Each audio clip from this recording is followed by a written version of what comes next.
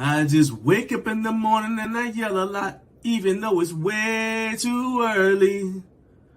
It's fun though. Wake up, wake up, wake up!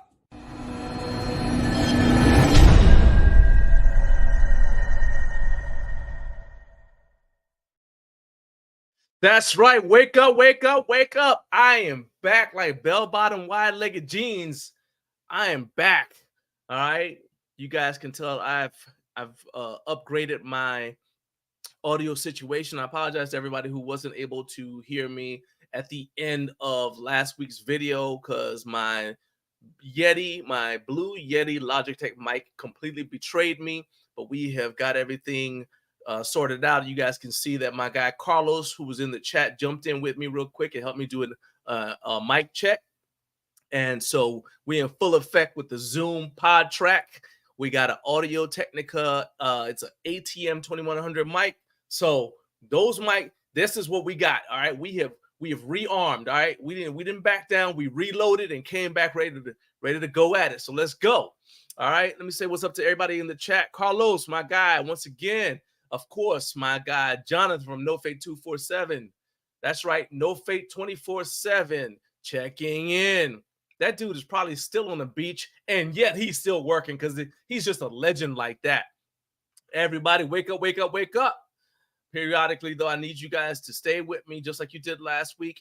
If you hear any audio issues, let me know immediately in the chat. So, like Salt and Pepper said, let me know so I can keep on, because right now I feel like my mic sounds nice. Check one.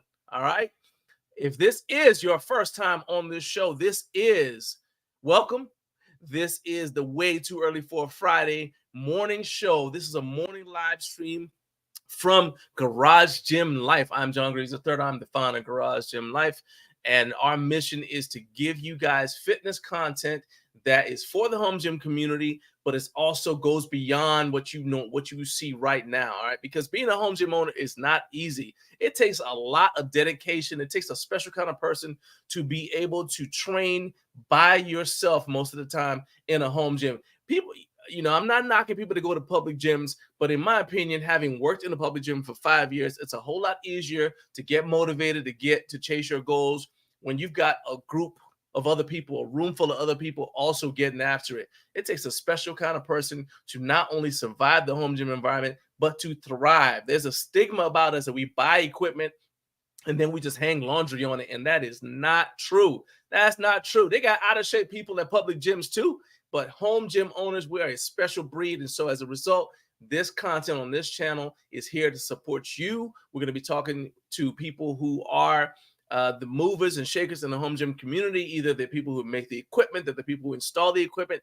and then they're also your fellow home gym athletes. And we're going to take lessons learned from each one of us so that we can all, once again, chase our goals, thrive, and get to where we're trying to get.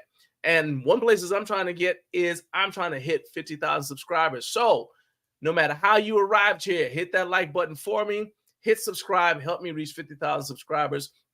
And one other thing, don't just let this go in one ear out the other. If you have already subscribed, share the video link. Share the link. Like right now, take this link, go on Instagram and share the link on your feed, in your story or whatever. Just share it. Somebody there is, first of all, they're awake at this time in the morning. They're looking for something to watch that's cool, and share this show with them, because that is a target audience. We want people to find this content. All right. So if you are watching right now, take the link, go share it on Instagram, share it on your Facebook page, and then come back and jump right into the party. All right. Now let's talk about what's on today's show. As always, we're going to shout out each time zone within at 6 a.m. for them. In the first hour, we're going to do, news and other things, including, of course, at 6:30 a.m., we're going to have a special brand new recliner of rage. Shout out to my guy, Jared Freeman from, Jared Martin from last week when he came in and he shared his rage with us. We're going to go ahead. We don't have a guest this time. We don't have a guest rage this time, but the door is always open. So if you want to share your rage, anger, hostility at some piece of home gym equipment, just hit me up, shoot a DM to @Garage Gym Life on Instagram, and we'll get you in here. But today it's going to be a recliner rage segment devoted to my pain and suffering. And then in the second hour, which is 7 a.m. Eastern time, Travis Vinson is going to be joining us. Travis is with Travis Assembly Services, and he's going to give us the first installment of his home gym equipment maintenance tips. Travis and my guy Dennis Solis are two of the equipment installers who I know. They set up home gyms, and so I'm calling on both of them to get them to come and give us tips out of their expertise to help us all thrive. All right. Then in the third hour, that will be 8 a.m. Eastern, 6 a.m. Mountain Time. Mario from 46 Fitness is going to be joining us. He's going to be talking about his equipment brand. You guys probably have seen his stuff on Instagram. He's got a lot of stuff that just, is going out there. But even if you haven't seen it, I'm going to tell you, we're going to talk all about it, especially how his background in the automotive fabrication industry affects his design choices when it comes to home gym equipment. And then in the final hour, your friend of mine, the legend himself, Rob from Vintage Weights PGH, will be joining us to talk about his trip to Rep Fitness in Pennsylvania. And he's also going to give us the scoop about all of the projects he's got going on. Rob is a busy dude, okay? Rob is a busy dude. I don't know how it's like he's trying to get everything done before school starts, and I do not blame him for that one little bit. All right. But so he's going to be coming in, and he's going to be talking about all of that. And so we're going to get things started.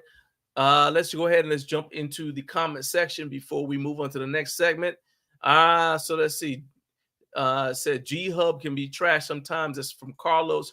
Man, dude, I'm telling you, we the mic we actually were using, the mic I'm using right now is the mic that we were using when we would go out and we do live streams.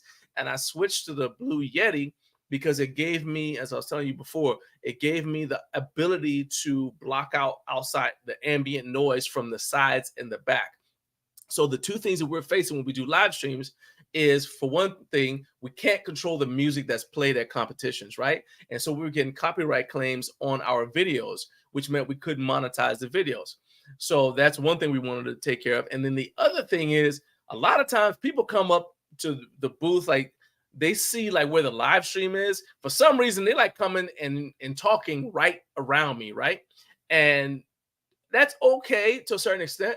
But I mean, I've had situations where I've had judges, referees come up and they're having conversations about competitors that they don't need to be having where everybody and their mama can hear. So I decided we're going to switch to a microphone that's going to kind of mute some of that outside ambient noise. Well, I moved that over to here with this broadcast, and it just didn't work out. So we switched back over to the ATM 2100.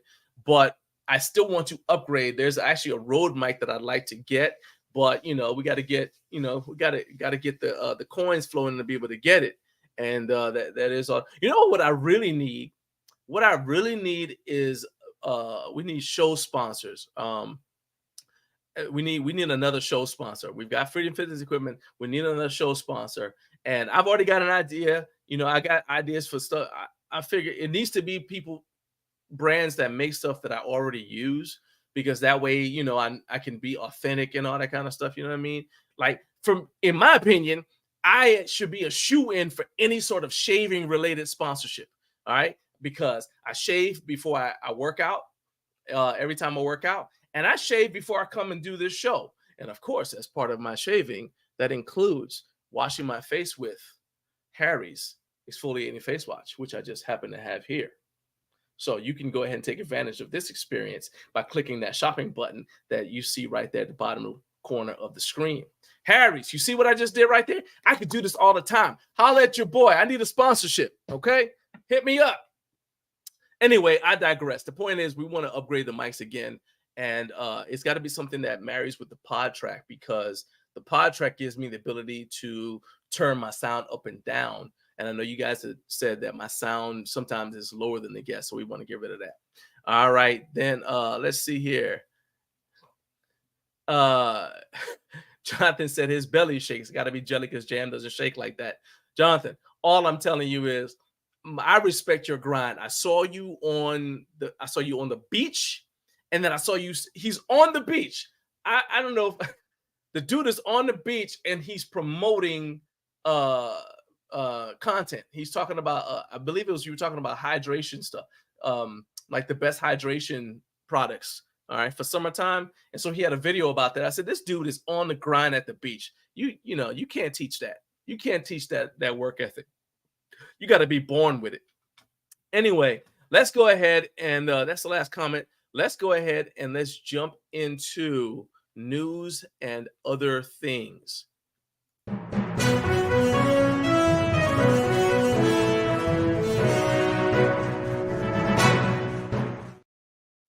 Okay, so I really have one news item that's like top of mind right now, and that is I just saw this Men's Journal, which is, you know, I like Men's Journal. I've read it before, you know, I read it periodically, but Men's Journal, they have a list of the best bumper plates of 2024 for a home gym. Now, normally when somebody from a publication or a platform that's not specifically home gym has a comment about how we need to live our lives in the home gym community, I tend to kind of just stiff arm them and ignore them completely.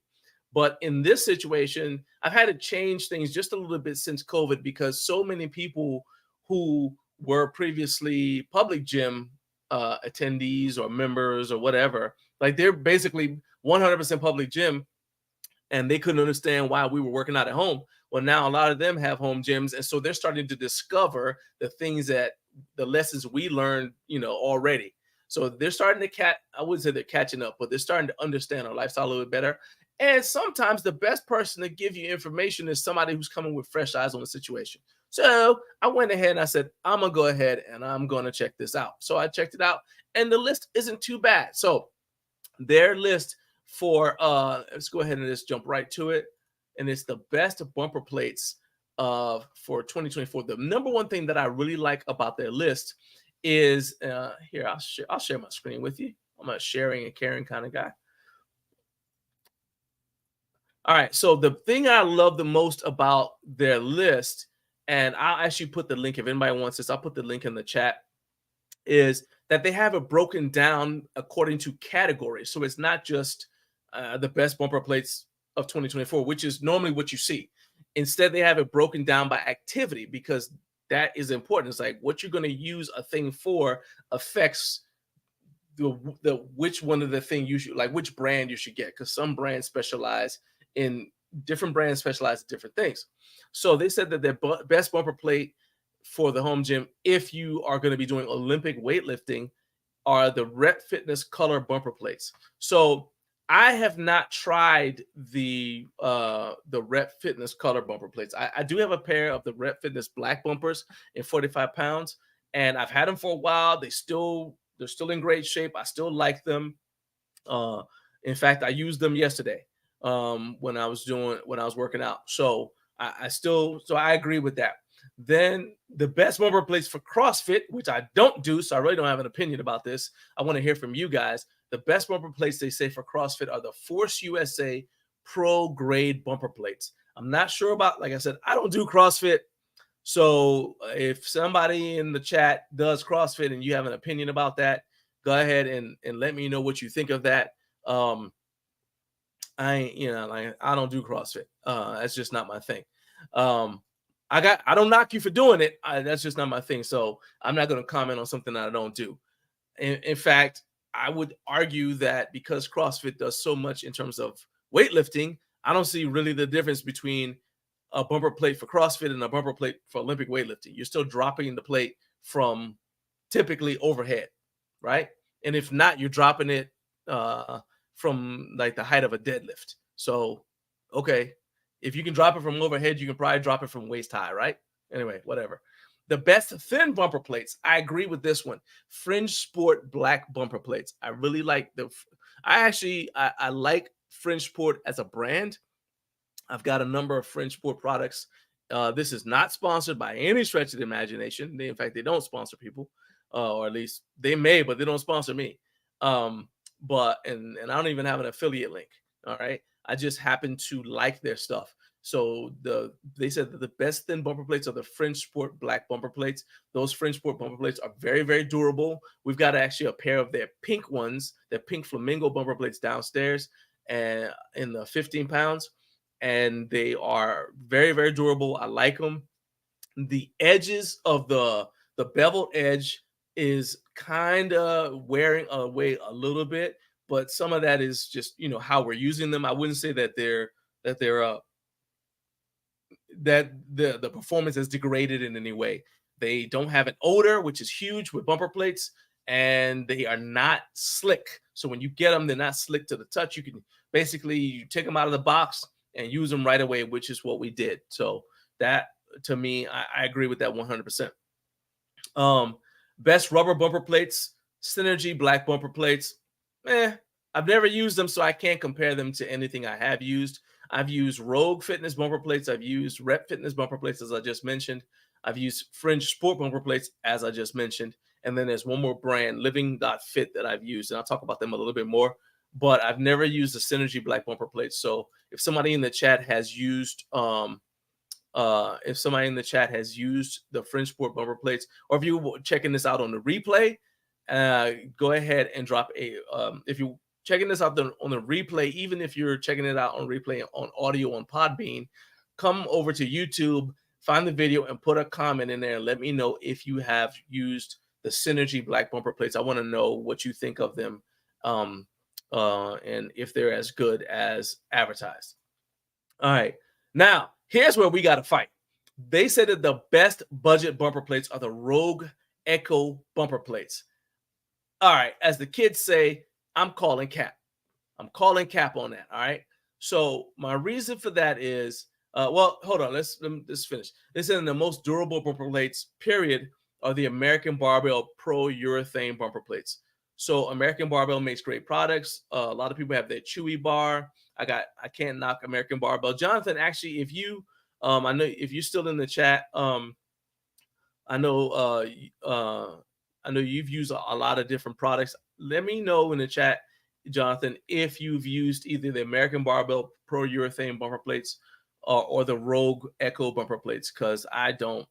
Like I said, I've used Rogue bumper plates, and I've used Fringe Sport bumper plates, and I've used a Rep Fitness. I've never used the American Barbell, even though I think that they are a reputable company. All right, now here is why I call cap about the best budget bumper plates, and I don't agree that it's the Rogue Echo bumper plates. All right, so let's go down to where they are, and they say, okay, here's their reasons for the Rogue bumper plates being the best budget bumper plate. All right, so let's scroll on down here. I'm not gonna put words in their mouth. I'm gonna say, all right. So they said their pick are Rogue Fitness Echo bumper plates version 2. They said they have an IWF, that's International Weightlifting Federation, standard 450 millimeter diameter, which is 17.71 inches. So that's for the sleeve. And they have a weight tolerance within 1% of the stated weight target. That's great. Okay. I, in my opinion, believe that the best budget bumper plates are the Living.Fit bumper plates that I mentioned earlier. All right. You can, in fact, I put the link to my review of them in the description for this video. So when this video is over, you can, or I guess if you really want to watch it right now, you can click the link and go watch it and then come back.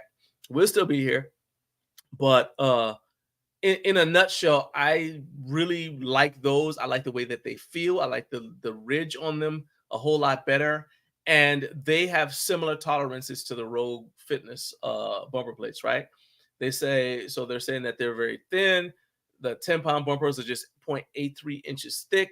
The 45-pound bumpers are 2.4 inches thick. Well, the Living.Fit bumpers are of a similar size to here. The Living.Fit bumpers are of a similar size to the Rogue Echoes. So you can see right here that so they said the 10 pounds are 17.71. The 10 they're 17.7. So the Rogue Echoes are 17.7. Go right here. All right, so the Rogue Echoes are 17.71 in terms of the diameter, and the Living.Fit is 17.7. Then if you want to look at thickness, all right, so the 10 pound is 22 millimeters for the Living.Fit, which is, if you do the conversion, that is roughly the same as the Rogue. So the Rogue is 0.83 inches thick, and that 22 millimeters is like 0.85 inches thick. All right. Then let's talk about the durometer.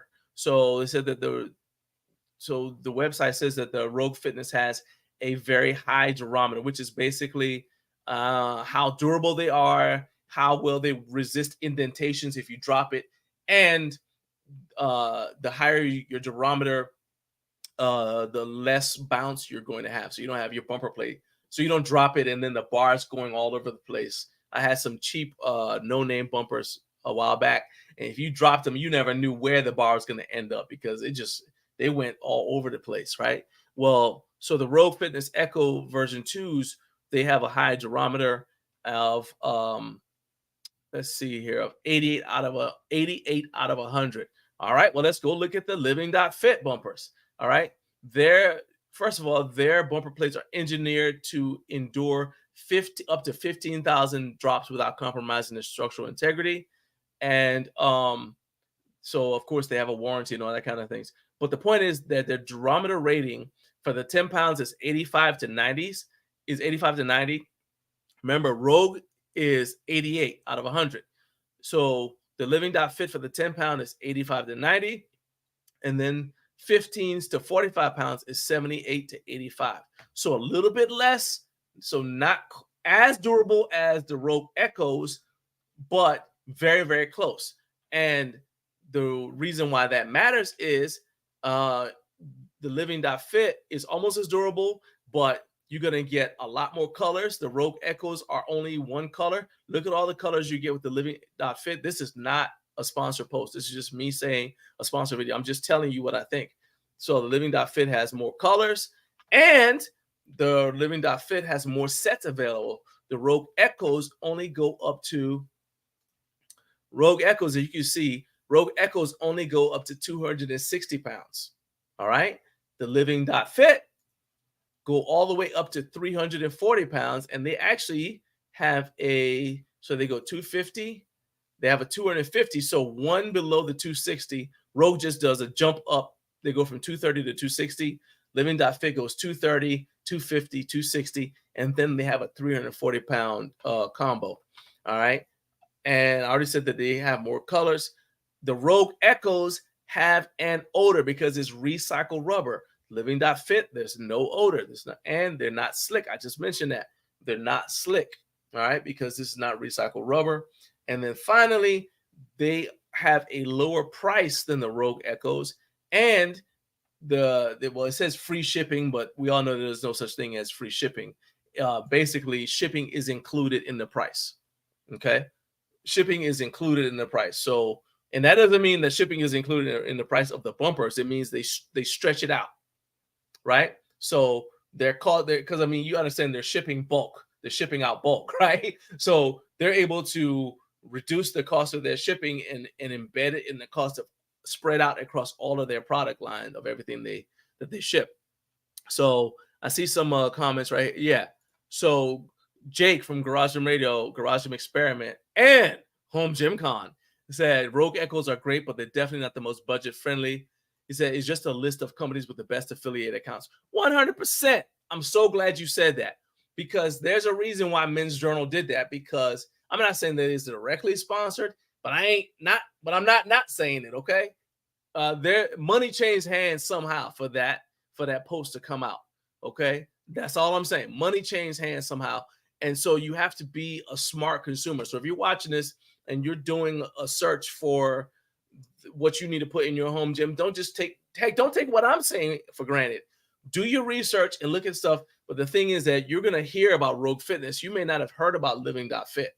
So once again, I got the link to check out the Living.Fit bumpers in the description for this video. I will tell you that Tim Stewart from Gym Crafter, he's very, very picky about everything in the home gym. He saw what I said about the bumpers.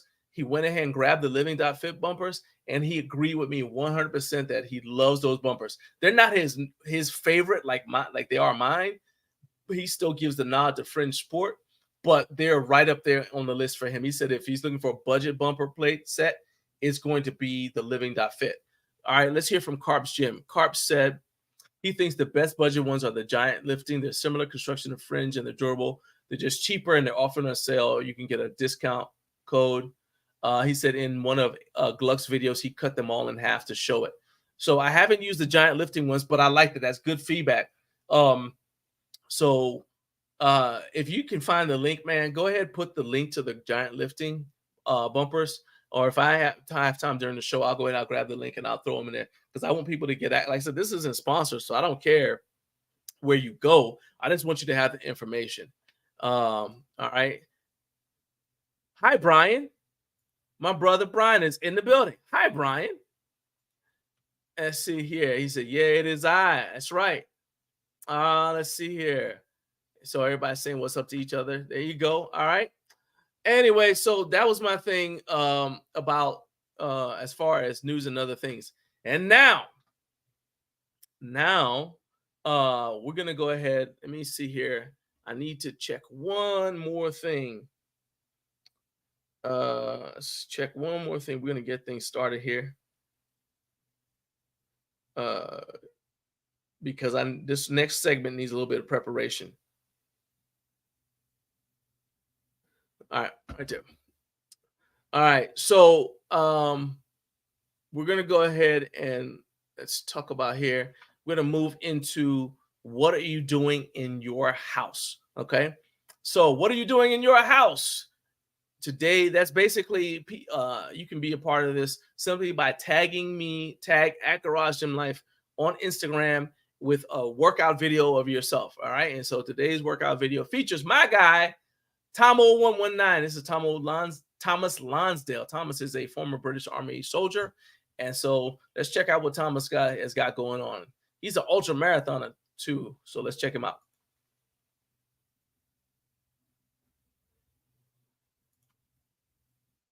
It helps if I hit play. Banging out the dips. So you can always tell when Thomas is in the heat of ultra marathon season, because he starts to get leaner.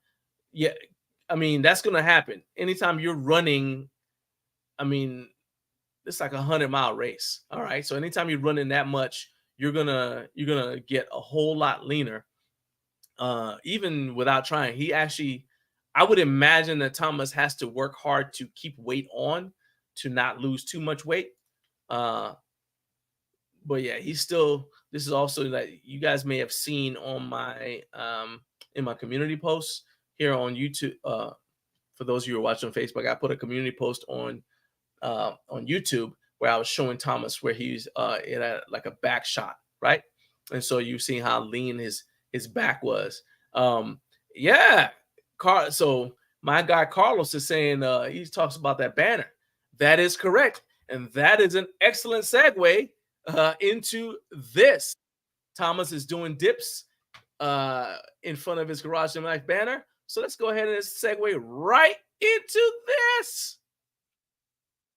Hey, if you want to support our channel, plus grab the perfect finishing touch for your home gym, go ahead and grab one of our 16-ounce laminated vinyl banners. They are easy to hang and easy to clean with just soap and water, and a great way to show that you represent the Garage Gym lifestyle. So head over to our friends at freedomfitnessequipment.com and order yours today. Now, I cannot guarantee that training in front of that Garage Gym Life banner is what has helped Tom get all of those ultra marathon medals. But I tell you that it certainly didn't hold him back, okay? So go ahead, grab your banner today. All you got to do is hit up my guy Ashton. Phone numbers. In fact, call him.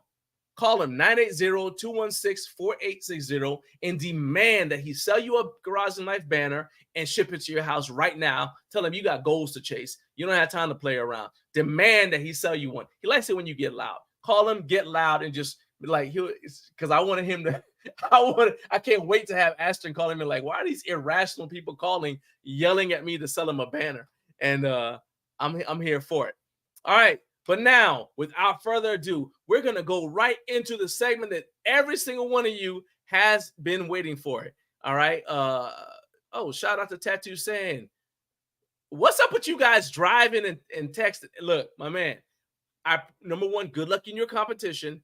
Please stop typing in the live chat and trying to drive. You're already driving on the wrong side of the road over there in Europe, in the UK. So you need to keep both hands 10 and 2, man. 10 and 2. Keep your hands on the steering wheel. I want you to get your competition alive. Nah, good luck, man. I appreciate you being here. All right, let's jump into it. Let us, we're going to do Tales from my inbox next week. Instead, let's just go right into the rage. It's the recliner of rage. It's the recliner of rage, 'cause he's not happy.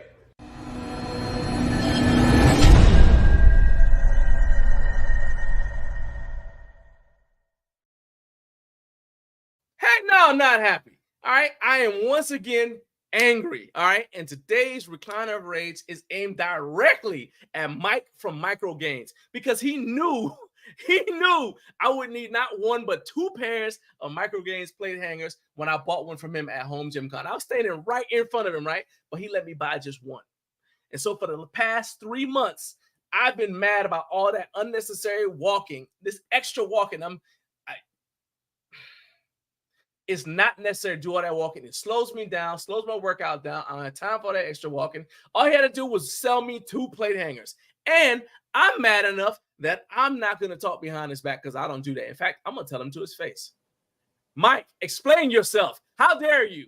How dare you? What do you have to say for yourself? How's it going, John?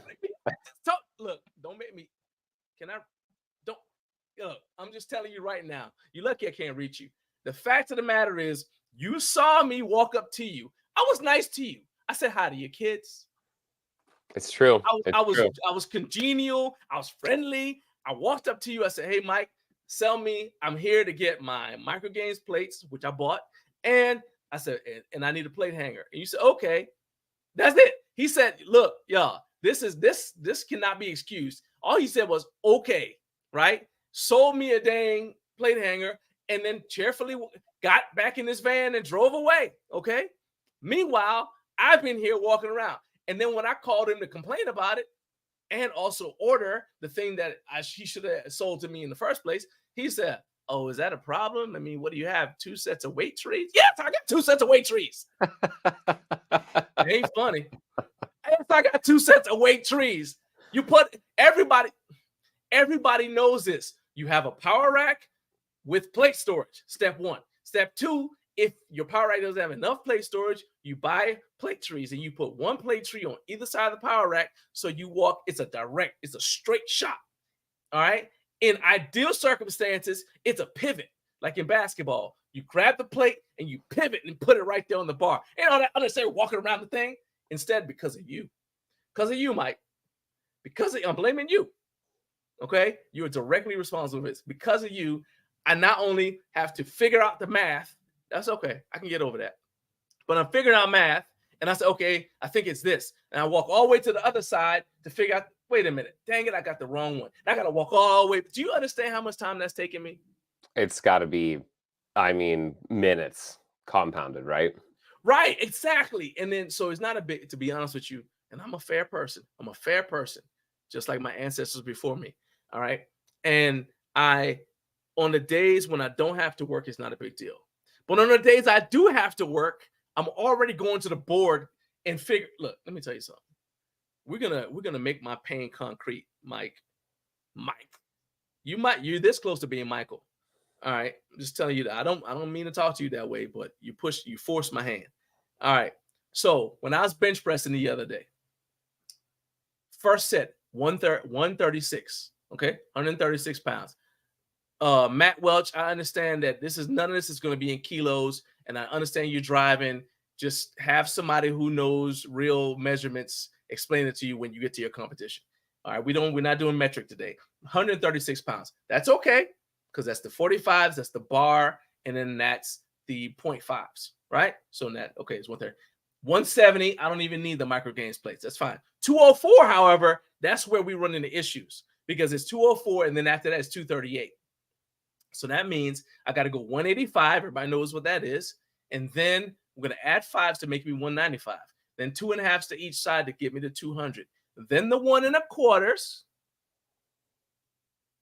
Okay, so now I'm at 202 1/2. Then we're gonna add a half. Well, we can either add a half and then a 1, or we can go 0.75s on each side, which is what I normally do. Then I got to get all of that off of there so I can do 238. I just want to explain myself. I want to just throw a I couple things feel like out. you should. Hold on a second, Mike. I'm gonna give you. I'm fair. There you go. Big screen. Go ahead. Explain why you're the way you are. So at Home Gym Con, I only have my truck, so I only brought 2 plate hangers. And I think that you asked me previously about buying. So you had two. So you had 2 plate hangers when you saw me. So okay, go ahead. Finish your story. And for the audience at home, this is what it is. This bolts to a rack to a 1-inch or a 5/8 inch rack, whichever you have, and it can hold microplates right on each of these little hanger pieces here. So I had 2. I sold John 1, and I needed the other one all weekend so I could show people about it. I couldn't sell them both because I had to have them both at the booth. That's my first thing. Second thing. Hold up. I'm cutting you off right now. Why couldn't you sell it to me and say, but I can't let you take it home with you until the weekend's over?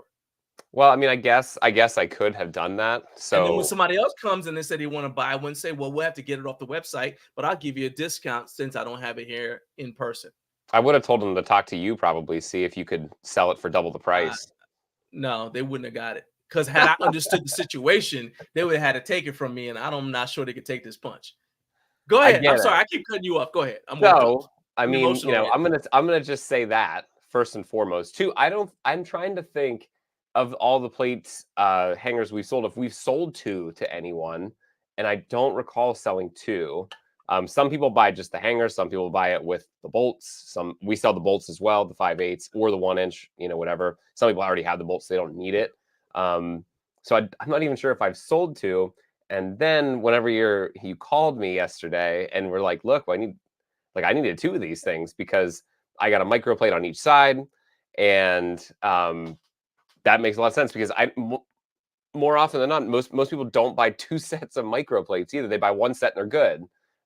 However, you make a great point about, like, if I'm on each side of the bar, and if you're going from a microplate, we'll call it a microplate loaded weight, 247 pounds, and then the next weight is 281, it's a lot of working around, like, to throw the plates up. So if you had 2 sets of plates, you could obviously have, your 10 plates on here, your 10 plates on the other side. So hold up a second. Hold on. Carlos, about it. You just hold on 1 second, Michael. Okay, Carlos, I appreciate you saying that Michael should send me one as a show. I got 2 now. I have 2, but I agree with you. All right. However, we're gonna skip over Matt Welch's very inflammatory comment, all right, against America, and we're gonna bring this one up here. What do you mean he's got Coach Carp has 2? Oh, Coach Carp has 2. Look at that. I've never sold 2 to anybody. Go ahead. Let's just go ahead. Let's go ahead and give you the big screen again. We pushed a lot of orders out, so I don't remember selling 2 specifically to anybody. You are really something. You are really something, Mike. Really, I just wanted to see you work for it. That's what it was. Walk around, really want the microplates on each one, really follow the lift. And, I was right in front. Oh my God. Listen, I'm gonna have to start selling a double pack of these, obviously, for a discount. And that's the Garage Gym. I don't feel like doing all that walking combo. The Garage Gym Life 2-pack. So there you go. Okay. Okay. Okay. I can be reasoned with. I'm a reasonable man. Carlos said the truth comes out. Yeah, see, exactly. You said you can't. The chat is gonna tell on you. The chat has told on you. You said, I haven't sold 2 to anybody. So I don't remember selling 2, and here it is, Coach Carp. You know what's so funny is Carp is like that kid. I don't know if you play sports, right? It's always youth sports, and it's that one kid that's like, I don't know why nobody brought their water. And there's one kid, I brought my water, coach. He just wanted this joking. Just wanted joking. Carp is like, well, actually, I got 2.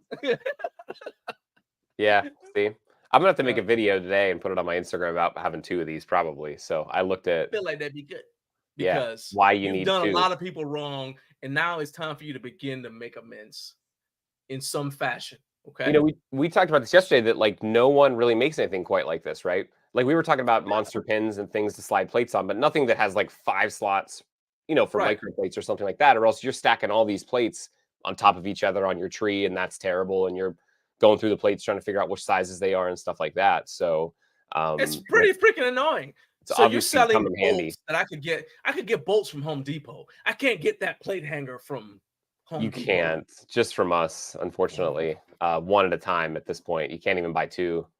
You, you know, normally Recliner Rage is my safe space where I can go off and get support from my community for this, but this moment is not making me feel any better. Okay. I know you're feeling vindicated because Carp's like, "Oh, I already have 2." Like, duh. Why wouldn't you? Mike sold me 2. People I probably have don't even 4 out there. understand why you would just sell one. Like literally, it should be it should like the default should be 2, and then somebody can say, "Oh no, I only need 1." Okay, well, I'll sell you just 1. Kind of like bumper plates. They don't come in singles, they come in pairs. You have to like on purpose buy just 1. Dumbbells. They come in pairs. They're like, no, you only just 1. Okay, we'll sell you just 1 if you want. But yeah, Yeah. I mean that's just irrational. And then what made it worse, y'all? So I called him to complain because customer service. You call when you have a customer service complaint. So I called him, right? And I was like, I and I told answered. him, and he's like, first thing he said to me is, "You've got 2. What is so? I guess you have 2 plate trees." Like he was expecting me to say no. Yeah, I got 2 plate trees. Yes. That's the thing. Like, I mean, the amount of times we sell, like, you know, you buy 1 set of micro plates, and I was just like, "Oh, you have 2 sets." So you have 2 8 or 2 10-plate sets, probably. Quarter pound through 1 1/4. Where like I don't know, I'm No, just I got 1 set. So each, so like us, no, I've got 1 set of micro you have plates. 1 plate on each hanger, just a single One, plate. you're right, exactly, because each plate is on the side where I'm going to use it. Right. Gotcha. Well, what if you yeah, I gotcha. Yeah. Oh no, I can't wait for it. Go ahead. I'm listening for your next explanation for why No, I'm wrong. I was just thinking you probably need another 8-plate set because like, you know, For you just what? mentioned about you probably mentioned what did you say about lifting 240? What did you say with 244? Like so it was I did not say that. I can do that, but I did not say that. I I said don't it so. was My workout was 136. This the warm ups were 136, 136. 170, 204, and then this was for bench pressing, and then it was 204. Okay. 238, 272, and 306. 204. Um, Gotcha. Gotcha. yeah. And yeah. So anyway, so I needed the right, but I don't need double. I don't actually need doubles. What I needed was the 2 plate hangers. That's Which you happen to have now. So like I you're in swear good to shape. God. I swear to God. You're like cousin Dredman. You're just like my cousin Dresman. I don't know what we're You'll talking be about find here. out about him later. I don't know what we're talking about. He's got 2. We're good. Like this is it. You know, this is basically a commercial for why you should have 2 of these. And But that's that's what I was what trying to tell you in the first. yeah. Get out of here. Hey, how about this? I want you to get out of here and go sell plate hanger combos. Go create it. I don't know what you got to do, but go do better. I'm tagging Just you and I get out of expect you here. to I'm tagging you in and I expect you to repost. All right. I'm going to I'll talk about repost having it. 2 All of right. these. I'll repost it. I'm just gonna add a few extra words when I repost it. You know what? Get out of my office. Get out of here. Get out of my office. Anyway, you see that? You try to get people to they see reason, and they refuse. They refuse to see reason. I don't understand. I just don't. I don't. I, y'all understand what I'm trying to say, right?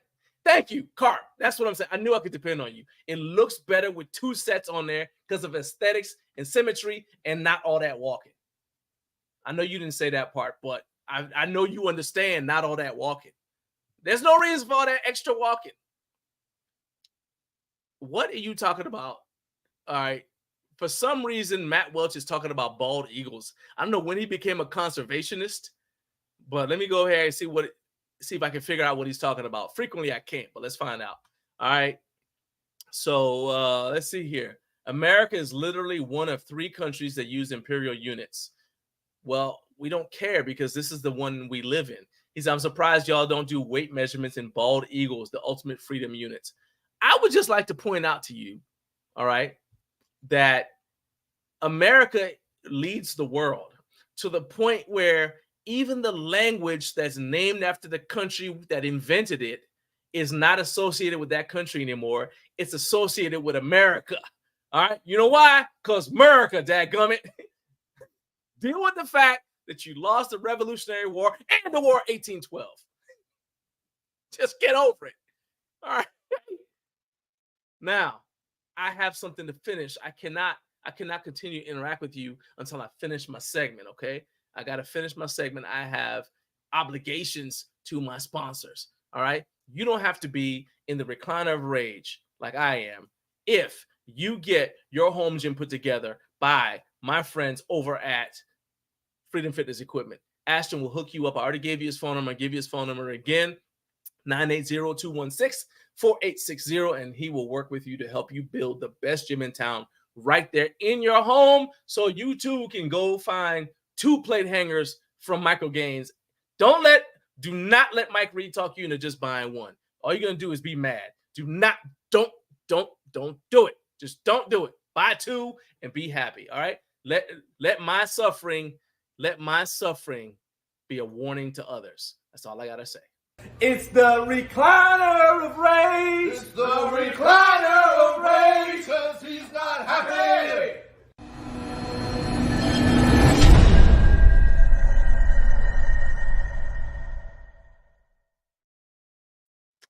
Okay, so we have coming up next, we've got my guy Travis from Travis Assembly Services. He's going to be jumping on here in a little bit. He's actually already rolling. He's gonna be coming on at the 7 o'clock hour, but let's go ahead and clean up what we got going on right now. You guys, while you have a chance, I've got the link in the descriptions for you guys to follow Travis's page. So you want to follow Travis on Facebook at T-Bird Owner 86. Just look that up, or you just look up Travis Assembly Services on Facebook and it'll pull it right up. Do him a favor, go ahead and just follow the page if you are on Facebook. It's free and it will help him out because the more people who follow him, the greater visibility he has, the easier it is for Travis to get work. All right. And I like to support small businesses. So let's do that. And fact of the matter is he's given of his time. So the least we can do is support him by giving his page some love. All right. So let's go back. I believe before I was really interrupted, I was arguing with Matt Welch. So let's go ahead and make sure that I've completed the argument with Matt Welch. Oh, okay. He said he sold you what you asked. That's on you, brother. Man, whatever. Yes, I asked for that, Matt, but I asked for it because I didn't think through all of the ramifications. And you gotta, if you're selling something, you know what? This is the best example. When you go to the freaking drive-thru and you ask for whatever drink you want to drink, right? They give you the drink and there's a cup. I know over there y'all got a thing about ice. Y'all get emotional when people want too much ice, but over here they give us all the ice we want. All right. But anyway, there's a cup of your drink. If it's a cold drink, it's got ice in it. If it's a hot drink, whatever. They hand you the drink with a lid on it. They don't ask you if you want a straw. They just give you a straw because they know you probably want a straw. And they know you might forget to ask for a straw. Okay? It's the same situation. They understand what you're going to need in order to be successful in using their product. And so they provide you with that item. And that's what I'm trying to say. He should have said, hey, man. In fact, he didn't have to say, hey, man, buy 2. He could have said, are you sure you don't want 2? Because you know you're going to be walking around. That's all I'm saying. That's all I'm saying. Okay? Help me out. Carlos said the brain doesn't work well when you're lifting. The math doesn't matter. Look, I taught my kids how to do math by lifting weights. So basically, you get to the point where some numbers are just in your head. So like I can automatically just put on the bar 135, 225, 185, 245, 275, 315, 405, 500, 600. I just know those. I know what it takes to make those, right? But then other ones you have to like kind of figure it out. Well, we do that, like we do the math, right? And it's easy because it's like, oh, I go one side to the other. So I'm actually pointing. So like, let's say it's, I don't know, 232 or something like that. So I'm gonna go 225, then I'm gonna take a 2.5, and I'm gonna say, okay, 2.5, I'll put one this, or 2.5, 5. And then I say, okay, and then I grab the 1.25. So okay, 1.25, all right, 232.5. Boom, there you go. And that's how I do it. And I do it with all the difficult ones. So my kids learn how to do math literally lifting weights. And I'm talking about when they were very, very young. Let's see. Michael Vaudrey says it's more like the recliner of regret. Mike, I feel like you're not on my side like you need to be. All right. So let's just say I want you to ignore your own personal feelings and just agree with me. Let's just go with that. Just like we learned last week, if one's mad, we all mad, and we stay mad until that one's not mad anymore. Okay? Thank you. All right. There's Carby says one on each side of the power rack, baby. That's what I'm saying. Exactly. You know what I'm saying? That's what I'm saying. All right. Another reason for Garage Gym Life to plan more time as a consumer at the next Home Gym Con. To be fair, man, yeah. So I've already got scheduled for the next Home Gym Con. I've got time each day I'm gonna set aside to just be a consumer. Part of my time there, I've already said, okay, I'm gonna make Travis Vinson walk around with me. I'm gonna introduce him to people because I'm not giving him a choice. I'm gonna keep on harassing him until he gets a ticket to go to Home Gym Con. But then I'm also gonna spend time like as a consumer, and then I'm also gonna spend time, obviously, getting content, and it's just gonna. I don't care if I have to get content, because see, I could get content earlier before everything opens. I could stay late, and then I could do the consumer thing, periodically as I have time through the day. Also, my wife will be with me, so sometimes she can film certain things while I'm buying this or whatever. We'll be able to work it out. So yeah, I am gonna do that 100%. Matthew Porter, my dude, what's up, my man? I saw another Florida driver causing chaos up here in Georgia, and I blame you for it personally, especially given the stuff that you DM me on Instagram. So you're going to bear the burden of everything that Florida drivers do. I hope you're happy. Since this technically is recliner rage, we got to be mad at you. Oh, ain't no technically about it. Yeah, we're mad. I told him that I brought him on here to chastise him and tell him to do better. All right. Let's see. We already looked at that. Freedom Fitness for the win. That's right. And hey, Joyce. Yeah, she said find something of interest to the children, then teach them. Yeah, it was really, so I got 4 boys who are all grown men now. It's a blessing.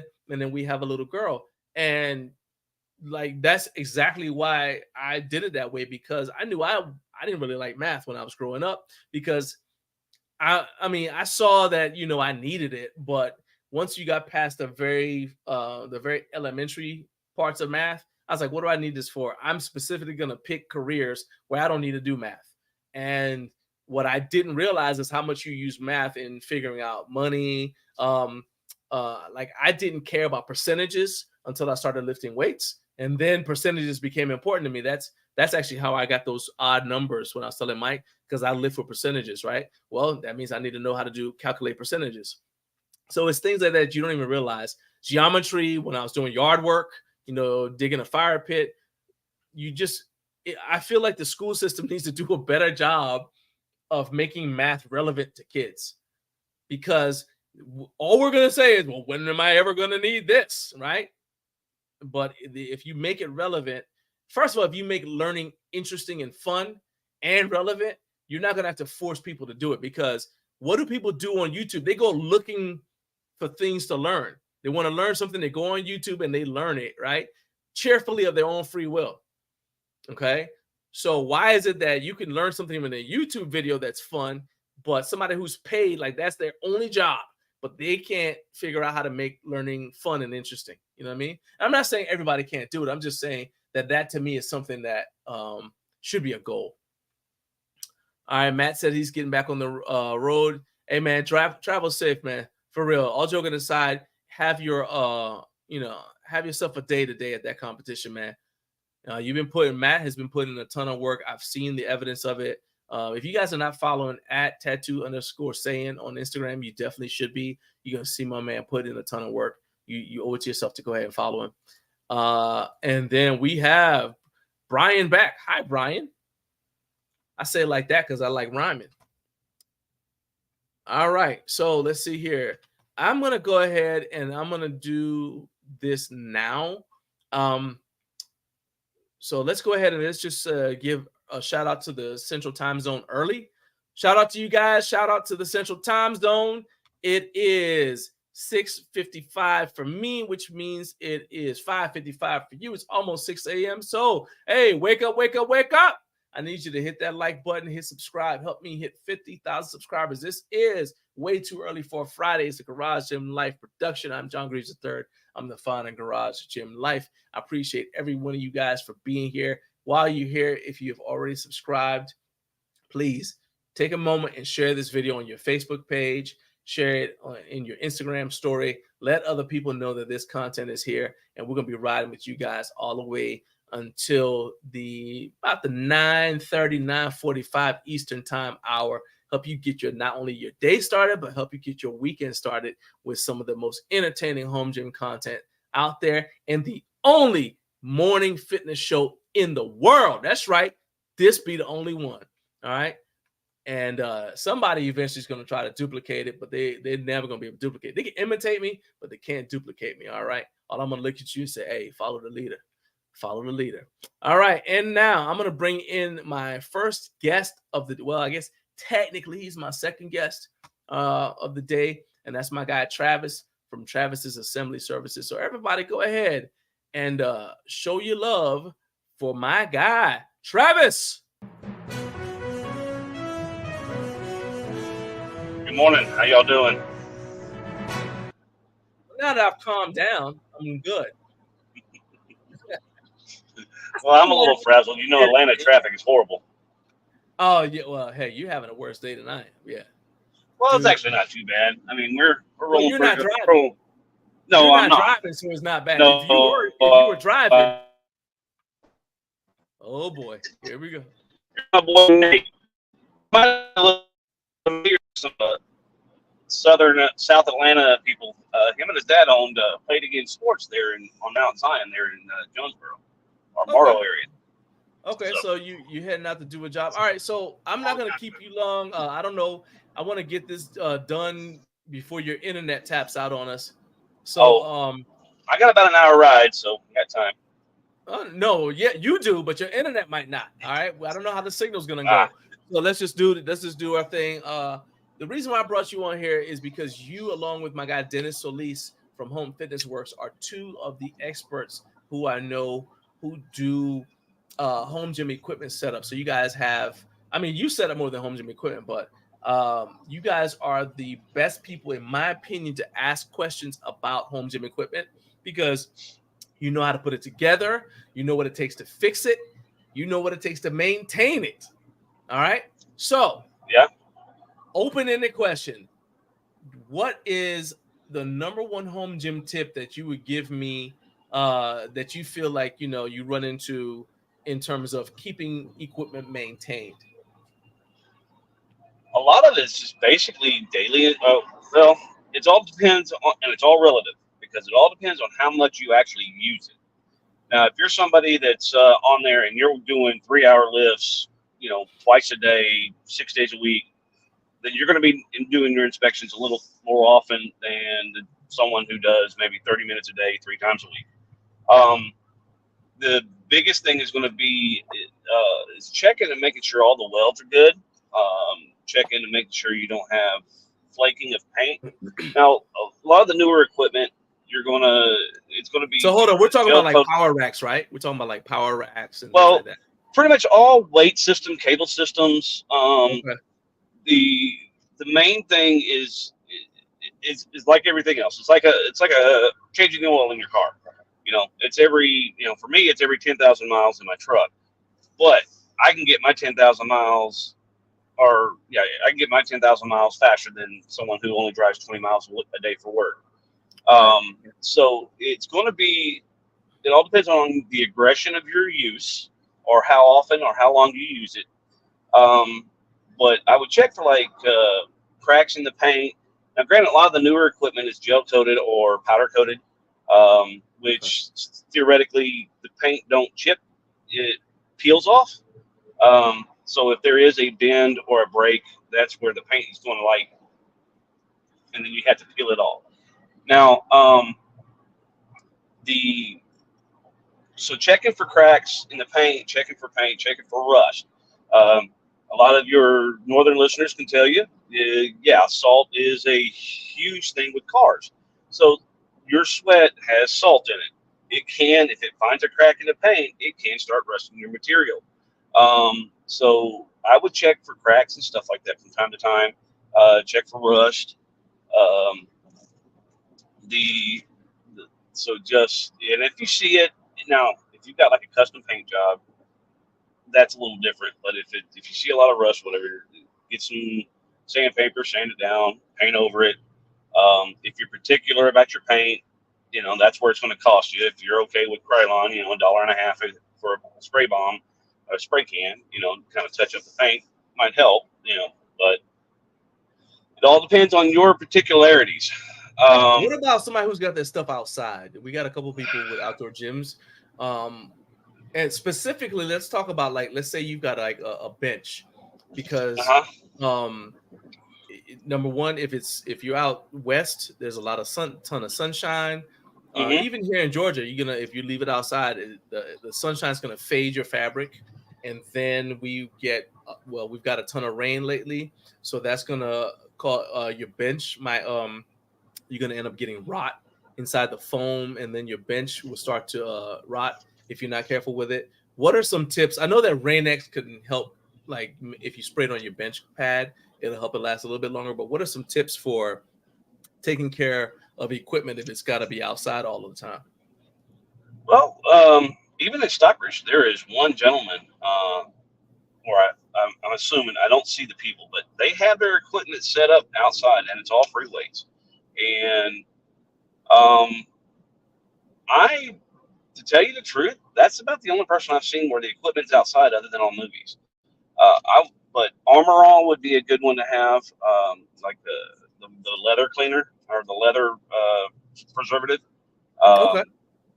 And so kind of like the same stuff you put on your car seats. I know I connect everything to cars, but that would be a good additive. I mean, even waxing, if you've got the time, wax your equipment, the metal on it, and that will kind of help keep things beaded, water off.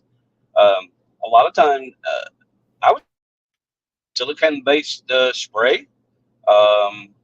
Probably like go into your camping equipment section of a store and look for like a rain guard type deal for the seams that they would put on the tents. Would probably work on really good on the seams of your equipment. And like anything else and everybody else, try it on a spot that you're not going to be worried about getting corrosive or damaged first, to make sure that it does apply. Because everybody that uses, they say, yeah, it's all vinyl or it's all this, but everybody will save money where they can. So they shop around on the materials.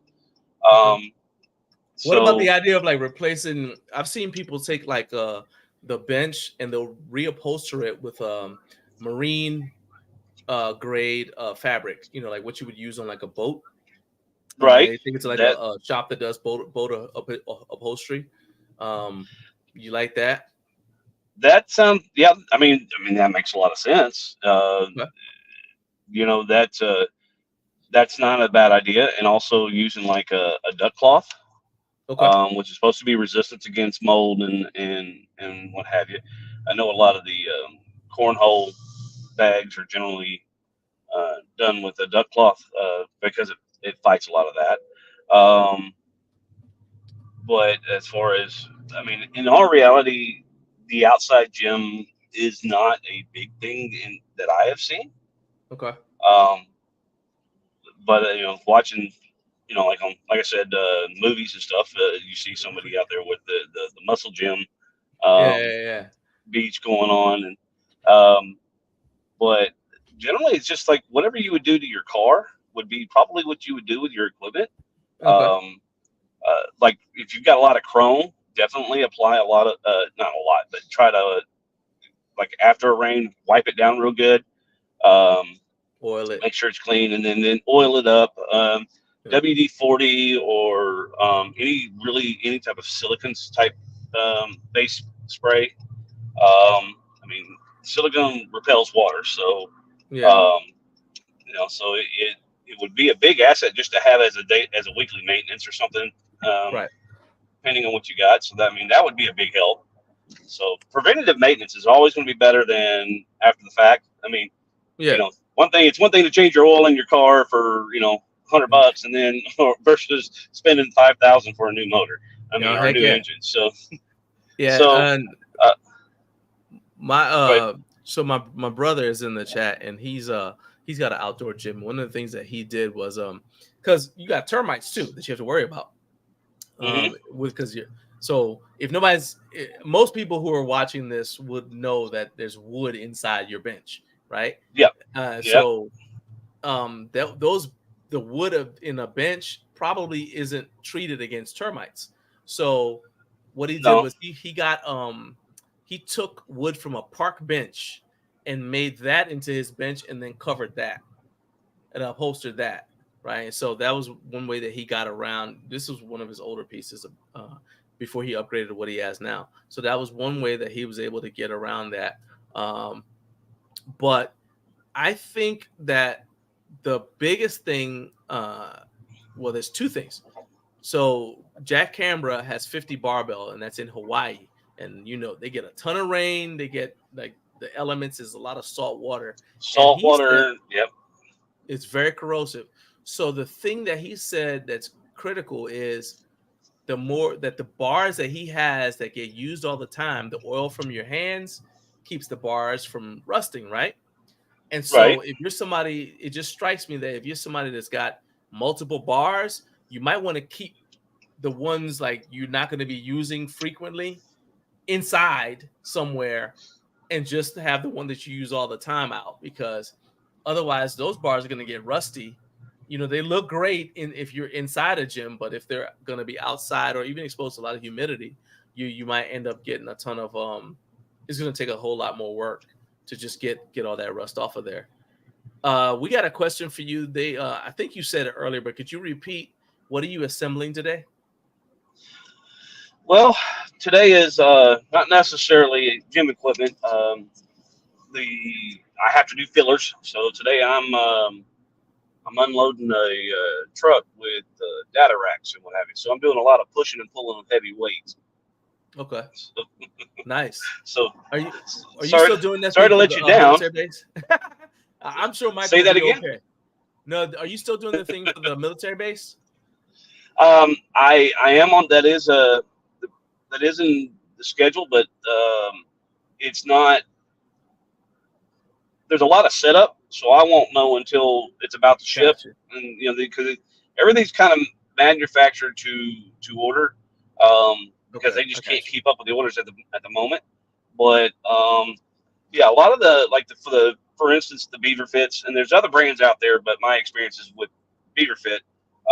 They use a lot of heavy coated type paint parts, and they also use a high rust resistant steel. And a lot of the hardware is stainless steel. So that would probably be another thing if you're going to be outside. Try to, especially if you put it together yourself. But if it's a new equipment, look and see if it's got stainless steel hardware. That'll prevent against rust for a good long time. But if you're buying older equipment, take some of the hardware to the hardware store and tell them you want that, replace that with stainless. You're going to see galvanized and zinc coated. Zinc coated still rust eventually once the coating comes off. The galvanized will rust eventually, so that's probably another good tip. But I'm going to throw out a new one for affiliated but not affiliated. I know you complain a lot about the angles of the weight storage pins. Here's Yeah. something that's very simple. Okay. Loosen up the top bolt, take out the bottom bolt, put a couple of washers in between the pin Oh bracket, yeah. and that'll give you a little bit of a The cantilever. pivot. And then that might help you with the concern you have. Yeah. I So mean, that it's I think it's outrageous that they even make it to not be angled. I don't even understand. I'm like that. So to me, sometimes it makes me mad. Sometimes it just baffles me because I'm like, and then I it's just so have to remind simple. myself. I just have to remind myself the people who made this piece of equipment don't actually lift weights themselves. They don't work out because if they did, or at least they don't work out with that. Because if they did, they'd have the problem and they would have addressed it. Well, my thing is, I would think it would be a good idea for the company to make engineers actually put this together themselves so they can realize their design don't work or it's not as simple as it looks good on paper. You can math it all day, but real life will kick you in the backside every time. You can have an uneven floor. You can have an uneven setup. You can have it out of square. You can have, welding. If any of your listeners that are into welding will tell you, metal deflects.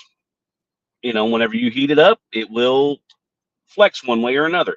You can have it in a jig squared up, but if you pop it before that weld cools, pop it out of the jig before the weld cools, it's going to have some flex to it. I mean, I like right now I'm going through that. I bought a specific brand refrigerator recently, had to, and they don't. Today's world, they do not have a alert off button or volume button. Really, something so minor, so simple, got overlooked. But with the storage pins, yeah, they could. I could see where somebody might have can put it in upside down, so therefore it angles down, and that's what they're trying to avoid. New parts are always going to be a little bit more secure, more grip, even on slick metal. If someone try to put the weight on it, and it doesn't fall off right then, right there, it could fall off and cause more severe. So I would assume that's their reason why they don't do it. But I would think that yeah, I'm with you. I think they would already have it kind of had it angled up a little bit when but with you, I would with anybody else that's concerned, get you a couple of washers and put up underneath the bottom hole before you put the bracket on there, and put the bolt through the bracket, then through the washers, then into the metal, tighten it down. I mean, I wouldn't go anything more than 2, but that might be just enough angle for it. So whenever it racks and shakes, it'll help resist it wanting to slide off. All right, man. So we got another one. Oh, my guy Andrew from GoRX is on here. He says, "Morning, been a minute since he tuned in last. Hey, I'm just glad you came back, man. I'm glad you came back." We're talking to my guy Travis Vinson with Travis Assembly and Setup. Just a couple more for me. And if anybody in the chat has any questions for Travis, Travis is your go-to guy for any sort of home gym equipment assembly. How many different brands have you just roughly have of gym equipment have you put together? There's lifetime, number. Okay, I'll probably dare to say 50, but not even all of it. I mean, a lot of that stuff is regional. Then you get your small mom and pop manufacturers, and then you've got and that's a lot cardio of the corporate and strength equipment too. So it's yes, not just, I mean you got, for instance, I mean, heck, Air you do Force, saunas, you do all that stuff, right? Yeah, pretty much anything in the health and medical industry, I have put it together. I was cutting my teeth on fitness equipment first. Used to what was it? Gold's Gym and Marcy used to be like the premier equipment, and it seems like they have kind of fallen by the wayside with the quality, and gone into big box store instead of going to um, a distributor. They're in pretty much every big box store that opens up, and so they were my first ones. And then of course you go into Spirit and Soul for cardio, Life Fitness. They're pretty good. And then something that's over the last couple of years that's really coming out with me is a lot of the rack systems and a lot of the um, um, higher end consumer grade professional level equipment. The names have started really rolling through on me. Like for instance, Rep Fitness. That's the new one You for just the did last Force 2. USA not that long ago. Yeah, and that was the first one I've ever done. And I'm pushing 50. So that's the first time I've ever heard of Force USA. Okay. And I'm gonna tell you what, they got it. That's solid, good size hardware. The metal feels like it doesn't deflect whenever you tighten it down. And my dad says that I tighten down the hardware too much. But some of us, we work out differently. So I mean, I'm in shape. Round is a shape. That's right. The Stand on your so business. Rep Fitness is a good brand too. Dealing with the power, going with the power racks and the higher end racks, and I think they oversized the hardware, but that might be their gimmick. But I love it. Because I mean, if I got to have a 2-inch socket to tighten down your hardware, man, that's a hefty bolt. But it ain't going to go anywhere. Legend Fitness is another one that I've over the last 3 or 4 years that I've Do you heard. use like an impact whenever you put those together? For stuff like the cable systems and what have you, yeah. And I don't lay into it. I've learned how to feather the trigger. But stuff like for Rep Fitness, no. The higher end stuff, I don't. Simply because of the fact that the bolts are the more appropriate sizes. You hand tighten down to where the threads are getting into the lock nut, just as it going into the nylon, and then generally that holds until you're ready to tighten it down, and then it's just ratchet and wrench. So I will say this: the higher you're going to get what you pay for with gym equipment. Even Right. if you buy used, you're going to get what you pay for. That is one thing that I will say definitely. That and electronics, you buy cheap, you're going to get cheap. Now I understand everybody has different financial capabilities. Some has more disposable income than others. If you're going to buy used, that was going to be another thing I was going to talk about. If you're going to Right. buy used equipment, don't just look online. Don't look at the pictures. See it in real life. Okay. Go and inspect it.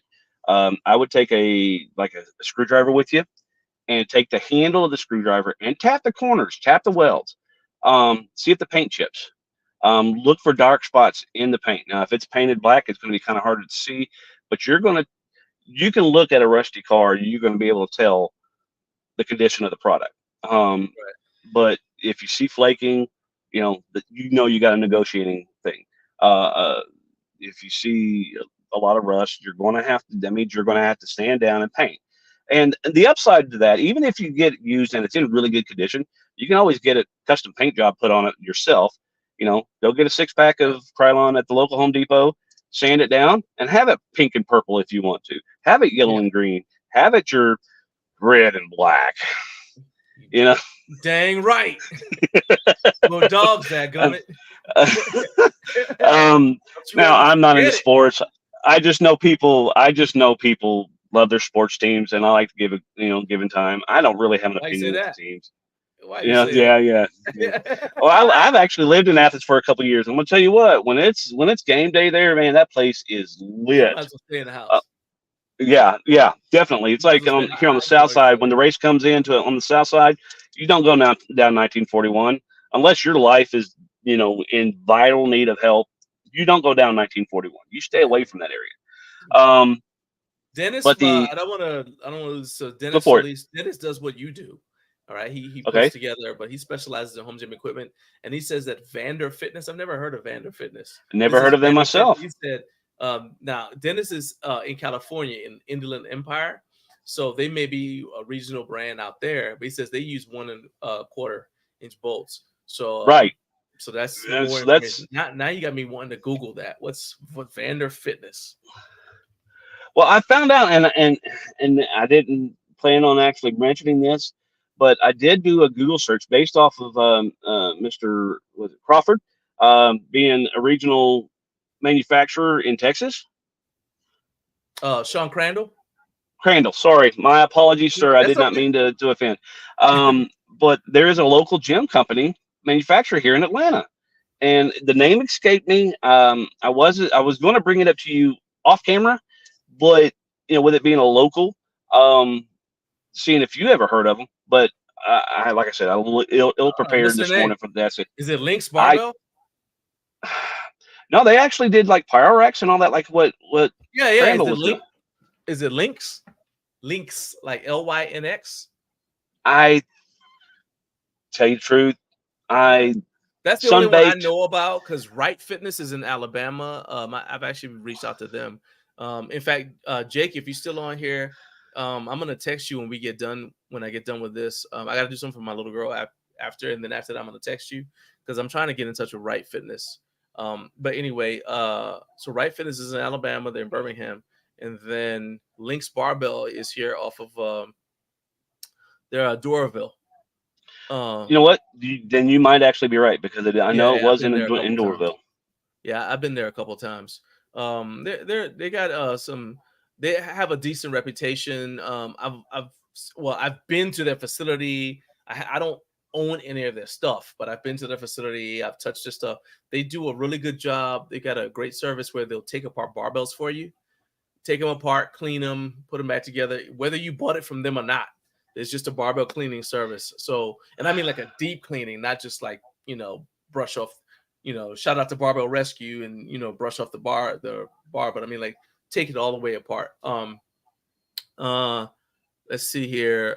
Eric Echoes, welcome. He just woke up. So he slept in because he got to leave. He's got to go on a road trip back home. So we've come full circle because he drove 7 hours and he was listening to the show on a 7-hour drive before. Like, now he's about to go do the whole thing in reverse. Hey, travel safe, my man. I appreciate it. I did catch you on the replay. I did find Vander Fitness. Let's see if you want to check it out. As you said, you got a little bit of time. Let's see, you got a stopping point. This is Vander. So it's Vander USA. This is my first time ever being on there. So it's competition. Okay. Oh, wow. Okay. Where they're based out of, that's what I want to know. Let's find out. Contact us. Yeah, great. All right. Well, where are they? Here is one brand that I'd never heard of until I was called to do it, and then I looked into it, and it's very complex. I may mispronounce it. Tytax? Tytax? Tytax.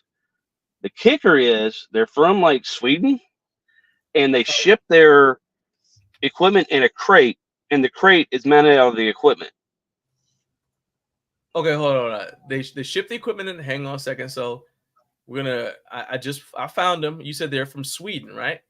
I believe they were from Sweden. I've only done like one piece of their equipment. All right, so right there, I got them on screen. This is their stuff. This is cool, like because we had ATX from Germany, so this is now this is products from Sweden. Okay. And so they but you said they ship it in a crate, but the crate is made out of the equipment. Oh wow! So like, okay. So it's like the framing is out of the crate, and then they line it with like a masonite type. Can you see that material? That thing looks like Optimus Prime. Yeah, it's like Optimus Prime. And and talk about attachments, man. It is a one-stop shop. Yeah. And you're paying good God money too for the equipment. You are. I mean, look at all that. Rory Ellis, are you looking at that? I know you're in here. Good morning, Rory. But you can work on that piece of equipment all the way around. So where, the part of the discussion a few weeks ago, you were talking about being able to set it in the middle of the room and work all the way around. This is Yeah. one. Yeah, So yeah. Man, that thing has that, a ton of stuff on it. Wow. oh yeah, They're and doing look at those it's plates. That is what I want to see. So look, you see let's look at these. Let's get a closer look at these weight plates. That's what I need to look at right now. Look at that. I mean, I've never seen a weight plate designed that way. That's interesting. so I mean, there's brands that I have never heard of out there. So I don't. It's kind of like whenever I was talking about Force USA. I mean, the Miss I forgot her name. Oh, Ashley. Yeah. But no. The one that I put together. Oh, okay. I knew something. Miss Kowalski. Yeah. She her equipment. Like I said, it came in 4 crates. 2 crates was the weight stacks, so 1 each on each side, and then 2 crates were they were coffin size. It was all the equipment. One guy lifted up one lid and said, "Nope, I can't do this." And left. The second guy had a little bit of a family issue, but it took him like a month to actually find somebody to get it done.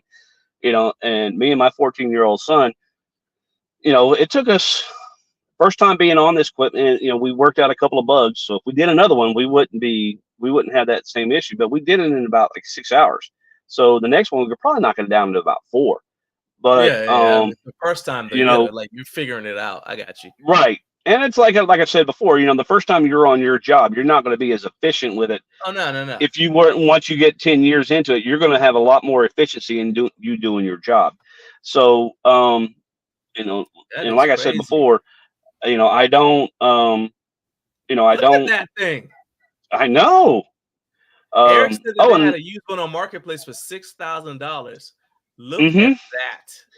And I'm sure you're paying out the backside with the shipping cost. So that's made in Poland, apparently. Okay, Poland. My apologies.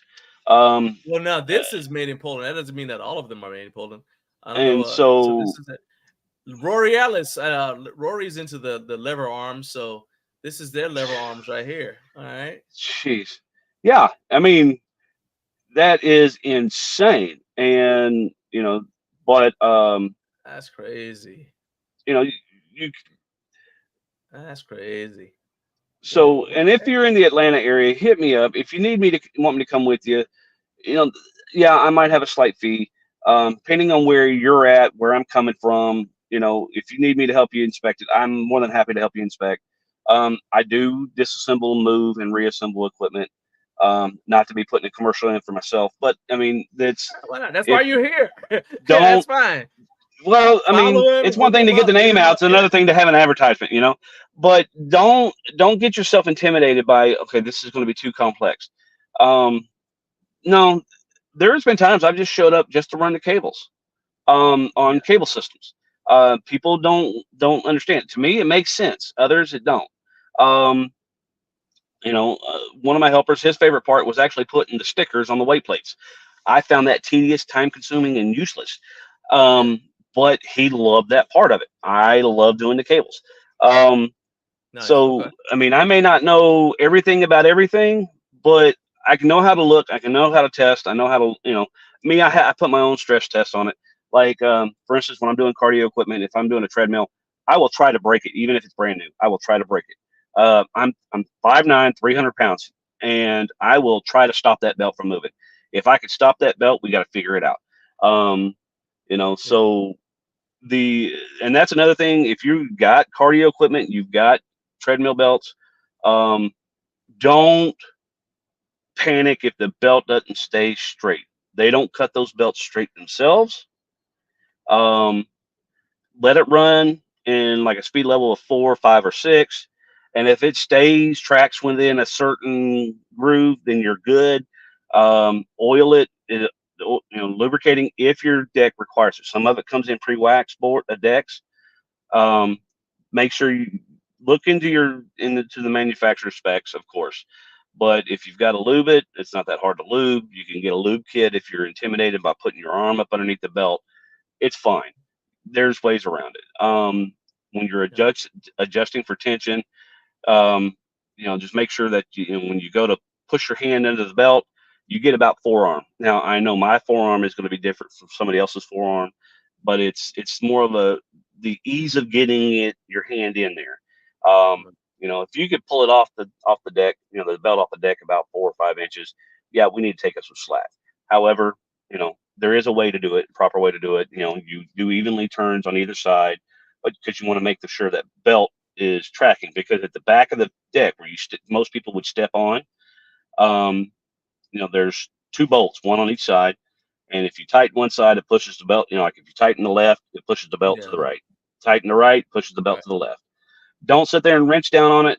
Look at the bolt head as kind of like a clock, and move it by an hour. So for where you would see 12 o'clock at the top and 3 is to the right, come in an hour and let it run, 20, 30 seconds. You'll see it shift, and you don't need a whole lot. Oh yeah. Sorry, I didn't mean to jump on that. No, that's all right. I mean, I've tightened it makes sense to me because I don't know, if you've ever tightened a treadmill belt.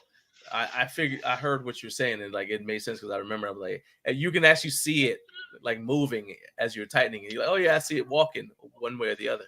And you just adjust backward. One of the things, first make sure it's level. Throw a little level on there, because if your floor is off and you step on it, you twist it, it will push it no matter how well you adjust it. If your deck isn't level laterally, left to right, and let's say you got a dip in the floor, you've got a soft spot in your wood, what have you, it will twist, it will push. So I'm sorry, go ahead. No, that's okay. The other thing I wanted to say before I let you go is that with the biggest thing for me with a lot of manufacturers, especially when it's the smaller brands, it's not as big a deal with the bigger brands. Bigger brands, they do this, but a lot of times smaller brands, they don't have assembly videos. That to me is the biggest thing. And so I got so Dennis, who was in here, he's actually like, as he gets opportunities, he's, because sometimes the customer, so he'll be putting together a home gym for somebody and they may not allow him to film anything, right? But as he has the opportunity, he's trying to film videos and show the assembly process so that people can see how to put together some of these more esoteric pieces. And I think that that's something that needs to be done. And I encourage you to do the same thing, like with the stuff that you put together, if you can, because as you said, like to you, it's like, well, that's a 6-hour long video. Like, yeah, but think about somebody else who has no idea what they're doing.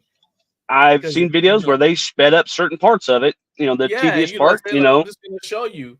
Or even if you say, okay, look, I've got it all put together, but these are the problem areas that you need to watch out for, and I'm going to show you just that. Even those things, I feel like that's an opportunity for people who do what you do to kind of fill in the gaps, to help cut down on some of the intimidation level. And that way you're able to serve people who may not be able to, they may not even be in your geographic area to be able to hire you to do it. You know what I mean? I'm sure there's somebody they could pay to do it around them, but I got a friend who lives in the middle of nowhere in Arkansas. Ain't nobody going all the way out there to put together something for him, for somebody else who lives out there. So I'm just saying, like, for people like that, I think videos are really, really important. So I just want to get that out there. Well, one of my clients, they will call me up and say, hey, I got a tech out here. He's struggling with this. Can they call you? I'm like, yeah, call me. No problem. I could talk you through a few things, especially if I put it together. Sometimes it's just turning the plate around the other way. Sometimes it's, yeah, that's really messed up. We got to work it out. Send me some pictures. You could actually charge for that, man. Like, what's the thing? See, this is the thing. When I know, but I'm saying, hold on, I'm thinking. So here's the thing: they're not paying you for. So this is my second time with Travis trying to get him to, like, we were working on the website, and now it's like this. It's like, I get that you want to give everything away. I get it, and I actually even agree with you to a certain extent. But the other side of it is they're not paying you for the difficulty of what you're telling them or how easy it would be for you to just tell them over the phone. They're paying you for the amount of time and effort that you had to put in to learn how to do it. Right. And I've heard the story with the boat out in the middle of the middle of the ocean. It gets broke down. You know, they search for a mechanic. A mechanic agrees to fly out to them, and then he turns around and sends them a $20,000 bill. You Yeah, know, well, you only turned one screw. Well, I knew what screw to turn. You know, so exactly. yeah, Because I get it. Sometimes it may have here's cost him my thing. $20,000 to learn which screw to turn. Think about all the Okay, time over the years. That's all I'm saying. You right, gotta and that value yourself. it's the Value yourself. education, and it. Yeah. But here's the see. This is where I kind of have a problem, and it's a me nice guy syndrome, I guess. Okay. Is that, you know, yeah, I've known all this. I know how to do this. I can do this. But, you know, I never really, and this is not an ego thing. This is not a self-worth thing. It's, I, I don't, okay. Yeah, I was homeschooled from ninth grade on. It was kind of not necessarily forced, but it was definitely encouraged by my parents. Um, I didn't continue on to college. I didn't get like business degrees, though I thought about taking business classes from time to time. And education is never a bad thing to take. Don't Right. ever short yourself in educating yourself. To tell you the truth, I've learned more since I got out of school than I did while I was in school. So going with the math thing and how the practical application of things, I have learned more of history because I'm interested in a certain event. 100%. And so There's an entire continuing channel education, devoted to teaching you history, but they right? won't. But And nobody so, pays attention in school. But anyway, go ahead. but I never really took on what truly is the value as far as monetary. Right. I d- I always feel like I'm ripping somebody off because it's so But you're simple, not. But it's simple and to that's the you. kicker. I've had to drive an hour and a half to a big blue box hardware store to put in one screw on a display, and it cost them All right. $200. And I'm All like, you right. guys are a Let's hardware fix that. store. Okay. Let me fix this for you. All right. So let's say you need to build your website, Travis. Right. Okay. And you say, And hey, we John, are, and I am looking into it. I am trying to work Right. on that. So Hold on. And you say, hey, John, can you connect me? Because I have a cousin who she actually built my website. So it's like I have a cousin who does that all the time, right? And you say, hey, can you connect me to your cousin? And because I need her to build my website, right? When she does it, it's easy for her. But you're going to pay because of what she had to do to make it easy for her, right? right, And the hours of time that she spent, like you said, the first time you put together that piece of equipment took you 6 hours. The next time you do it, right. it'll be 4 hours. So if you kept doing it, eventually it'd be like 1 hour, 2 hours, right? You'd be like, oh, this is easy. So what I'm getting at is not that I'm trying to get you to charge everybody everything. Okay. What I Right. am saying is that at some point you won't be able to physically do the work, right? But your mind will have all that wisdom in there, and you'll still be able to help people if you've built up a reputation for being able to help people by phone as a consultant. That's all I'm saying. That's all I'm saying. And And you're not wrong. nothing stopping Not you. wrong. Once you charge people for it, there's nothing stopping you from telling somebody, you know what? I'm going to do it for charity right now. Because you look at a lawyer, right? Doctors and lawyers charge for what they do, but Pro guess what? bono. They also do pro bono work. Nothing stopping you from saying, I'm going to do this one free because it's just a good cause. That's all I'm saying. That's all I'm saying. Travis, tell everybody where they can find you if they want to hire you. The easiest way is going to be pulling up on Facebook. Travis's Assembly Services, and that's a Travis with an apostrophe after the S. That is more grammatically correct.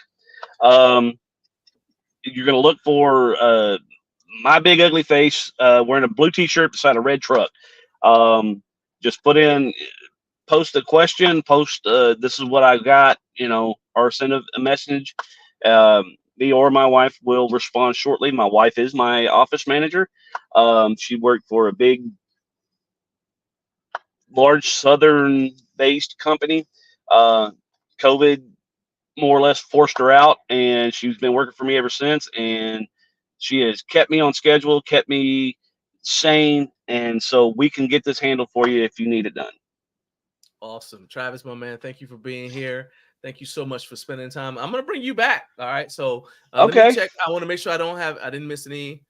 Oh, Oh, so okay, so Rory, who's a musician and an inventor.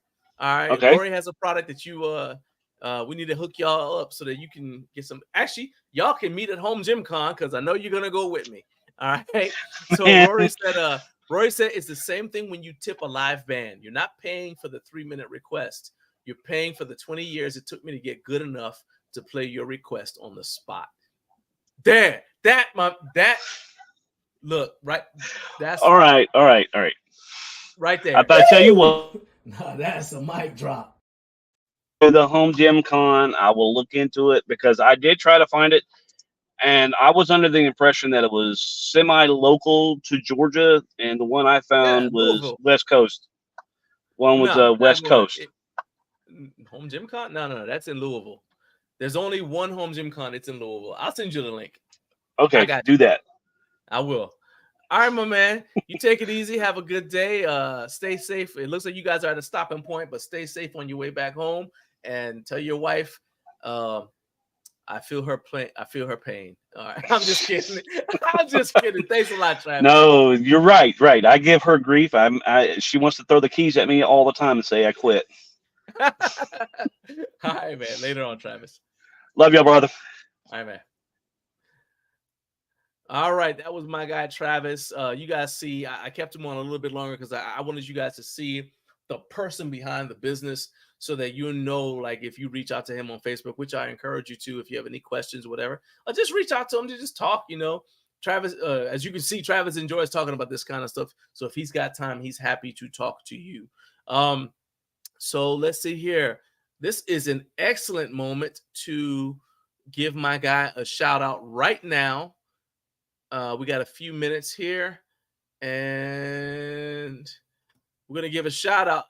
Put him up right here. Good morning, Garage Gym Life, says Joey Echeverria. And we're going to shout you out, Joey, because Joey, thank you. Joey is a member of the Garage Gym Life YouTube channel. It's 99 cents a month, which doesn't seem like a lot, but it means the world to me, because if I could get 100 more people like Joey, we probably take over the world. So Joey, I really appreciate you for being a channel member. And he has already experienced one of the benefits of channel membership. And that is Joey got to see what's going on with my cousin Dresman. So I'll let you guys get a sneak peek. You guys will get a taste of what you'll see if you become channel members. And then we'll come back and jump right back onto your comments. So let me just tell you, you're just about to see what Dresman did to me last Tuesday. Dresman, hey man, how much are you gonna be with the bar, man? I told you I don't mind, you using my bar, but I got a bench. I got everything set up. I'm just waiting on you. And I know you can hear me. So when you get finished, Naomi says she want to know what you did with those scrunchies that you borrowed. Them scrunchies for her hair. She says she needs those back. Whatever, man. Just hurry up every chance you get.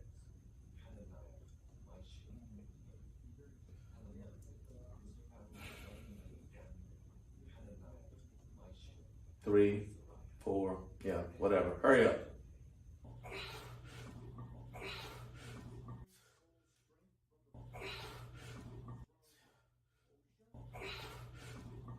I'll wait.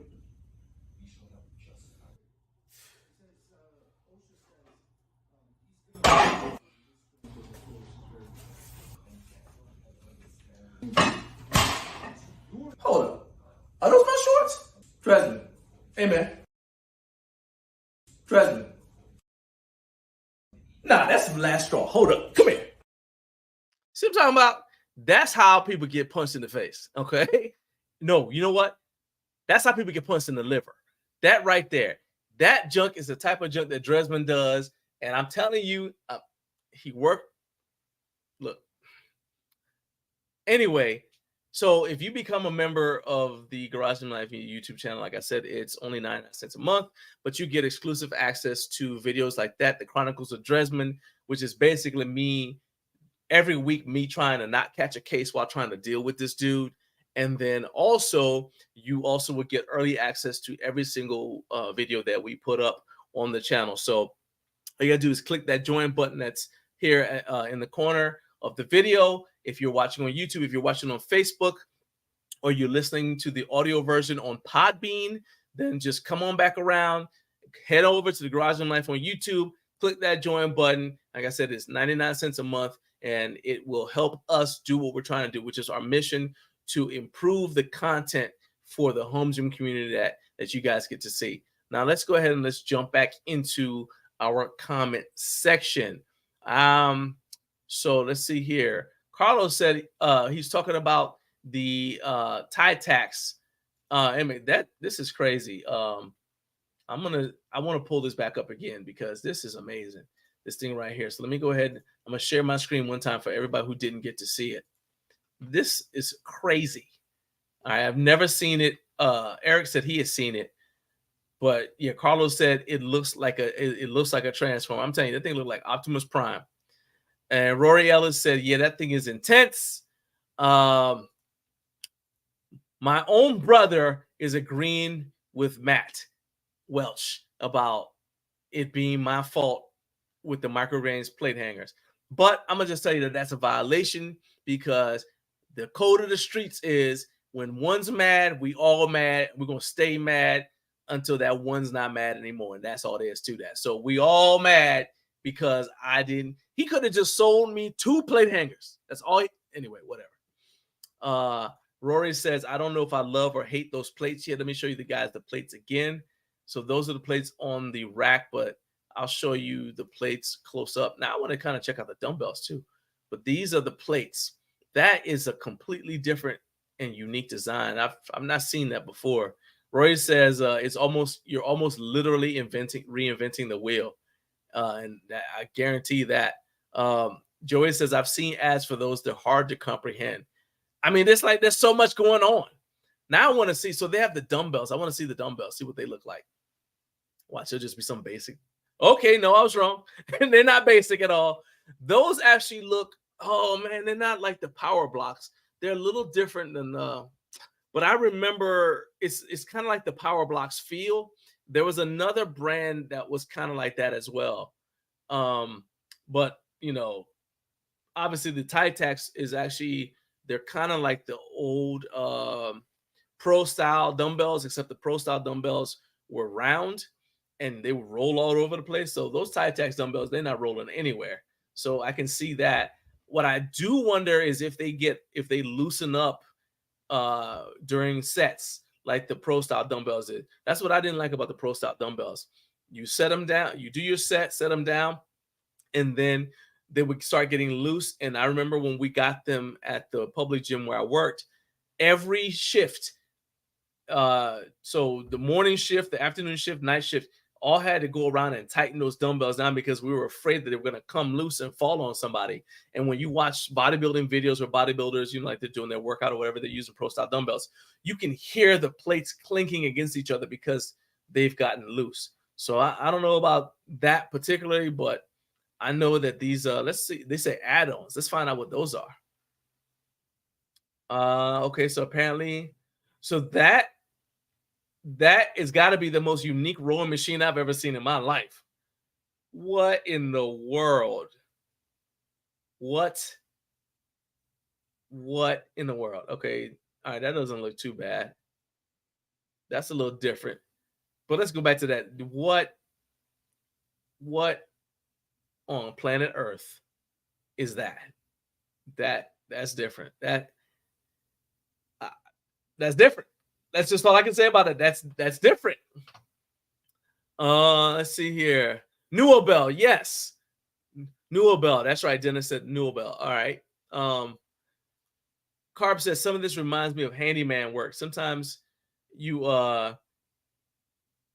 sup, you reach up and flip a switch or screw in a light bulb. All right. And then Joey said it's like Iron Master and Pro Dumbbells had a baby. Iron Master, there we go. Let's look at Iron Masters.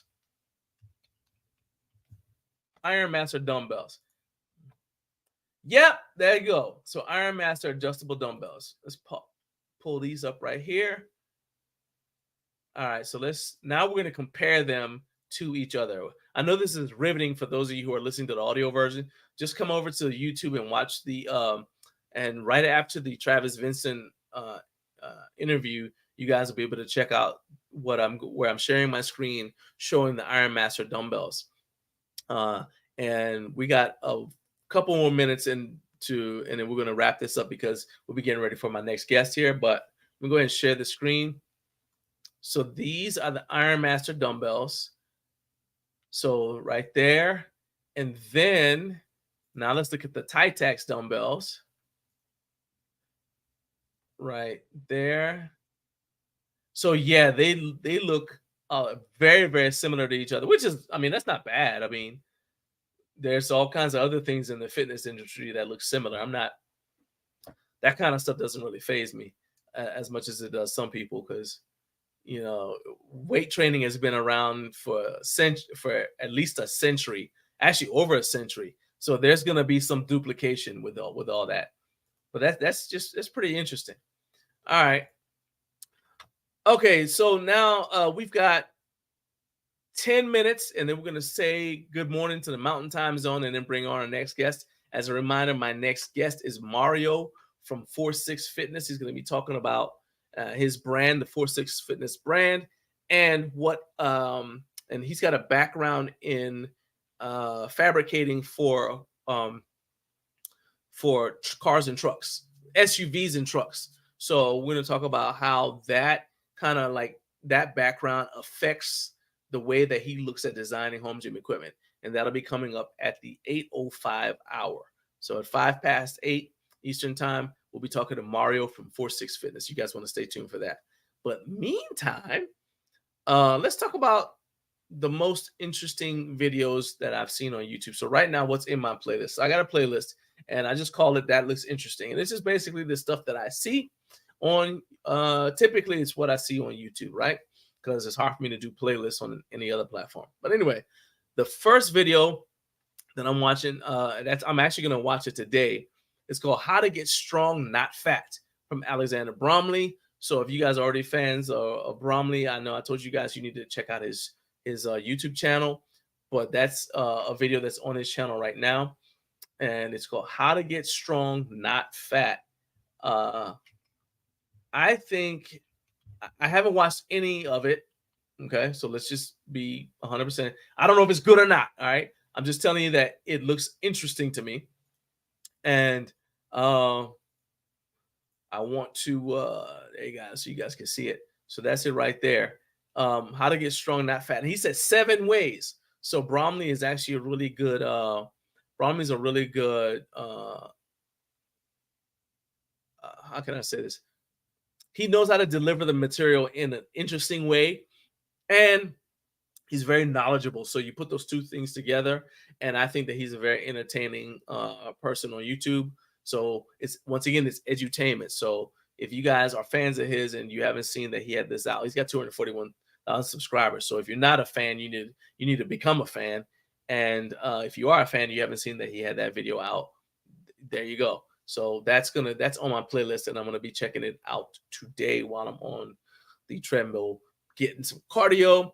And then the second favorite video that's in my playlist is called it's from Joey Sats Mary, and his video is non-essential. His 10 favorite non-essential pieces of home gym equipment. You guys can see it right there. And so usually creators will try to draw you in because with the SEO, and they'll say you need 10 pieces of home gym equipment you have to have. My 10 pieces of essential home gym equipment, 5 pieces of must-have equipment, that kind of thing. And so I think it's interesting. So first of all, essential is subjective because that depends on your injury history, depends on your current goals. My goals now, in fact, this is going to lead to a rant, but I'm just going ahead and go with it.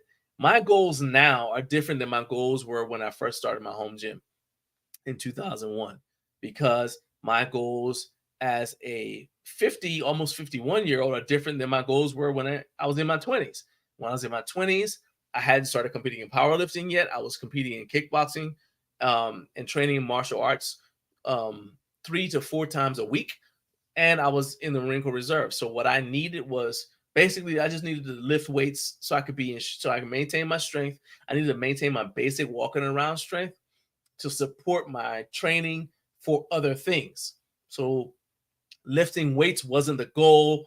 It was an enabling thing to help me reach. It was a what do you call a enabling objective for my primary objectives, right? So now, however, if I am going to compete in something, it's most likely going to be powerlifting. So my lifting is geared towards being able to be in shape so I can still play with my daughter, play with my granddaughter, and I've got another grandbaby on the way. So I want to be able to stay strong and healthy enough so that they grow up knowing their grandfather and being able to enjoy quality time with him. But also, I have some goals related to the powerlifting platform that I still have to hit. So my training is geared towards those things. So I don't believe in that buy once, cry once thing, because how can I know when I'm 20 years old what sort of equipment I'm going to need when I'm 50? And the answer is you don't.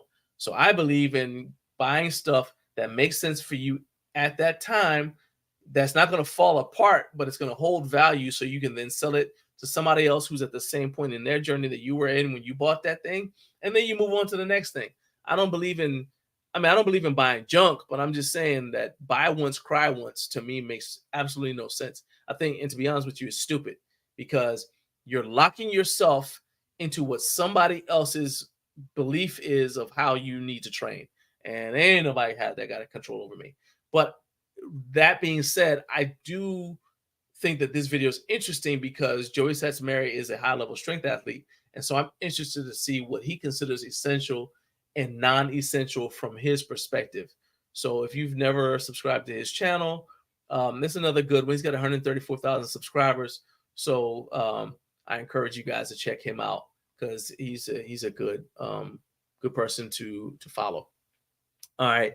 So let's see here. We're gonna go into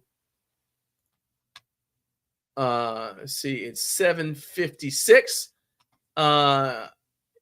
Make sure I haven't missed any comments. I got 3 comments starred. All right, so I already got that one. Carp said that Titax said Optimus Prime said it gave him anxiety just looking at it because there was so much going on. I completely understand, man. Like I was looking at it, I was like, I would look at it, and every day I'd be figuring out, like, okay, what do I need to do? Like, you know, like you walk in a gym. So this used to happen when I was in a public gym, and let's say I went to visit a gym, and then it also when I was in the Marine Corps. So I'm used to working out at home, and then we go to drill, or we go for like our 2-week training, our AT, and then we would basically everywhere Marines are, there's going to be like some sort of weightlifting facility, right? Some sort of facility for lifting weights. Anyway, so you go in there, you kind of like have to orient yourself, like where is everything, right? Or if I'm on vacation, you know, like my wife and I have a thing, like we try to select hotels that have a good gym. So you walk in there, you're like, okay, and you got to figure out where everything is. I feel like if I had that thing, I would be like that every day. I'd go downstairs and look at it and try to figure out where I am and what I need to do. And it would just, I mean, it seems like it's great, but there is such a thing as too much of a good thing. And I feel that would be too much of a good thing. Dennis said that he mentioned Vander Fitness. They operate out of Inland Empire. I thought that they might be a West Coast brand because I'm not familiar with them. But they look like they had good stuff when I looked at their website. Now I'm interested to go check it out. Eric says he has 3 degrees and he doesn't use any of them. Heck, I technically use my degree because I was going to be a reporter. And so I technically use it. I use it when I'm doing interviews and all the stuff I'm doing here. But just about everything that I'm doing now is done in a different way than I learned how to do it in college. So like when I'm editing video now, I'm not actually physically cutting the tape ribbon like they taught us to do when I was in college. But yeah, it's a you know, it kind of gives you like a having the education. Like Dave Tate says, getting education helps develop your BS detector because you kind of like you know what's supposed to be. And basically, like, let's say you have an exercise science degree, and then somebody tries to tell you something about, I don't know, creatine that violates the rules of how the human body works. You know automatically that's garbage. So just for example, right? My brother said he's not on my side. Yeah, you are. You don't really have a choice. I just, you just on my side. That's where you bees, man.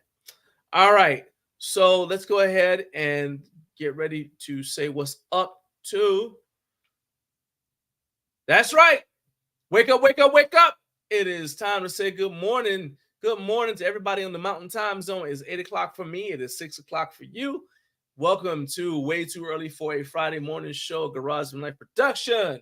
While you're here, go ahead, hit that like button for me. Hit subscribe. Trying to get to 50,000 subscribers, and I need you guys' help to do it.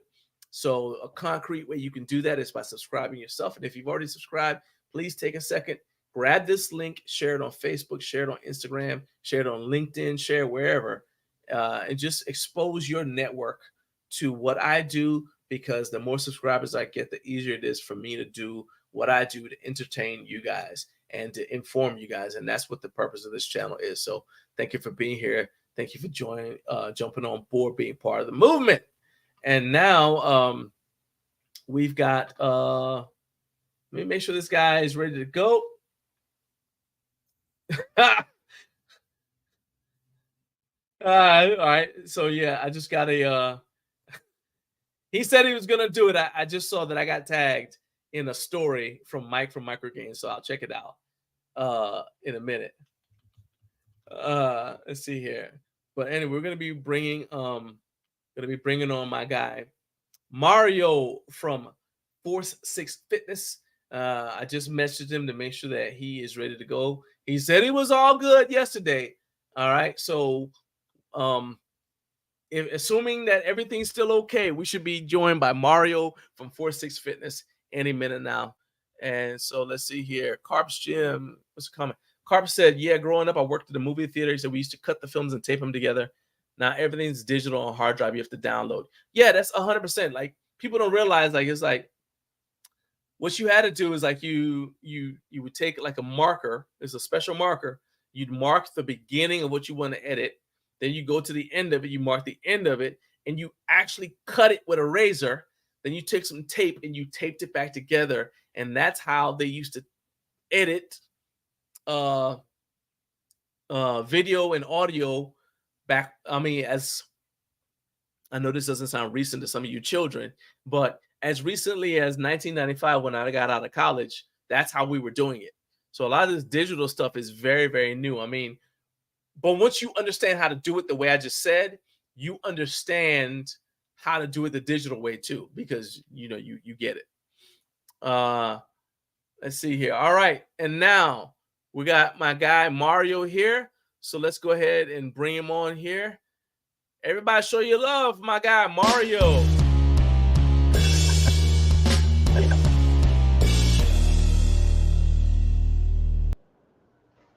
Mario, what's going on, man?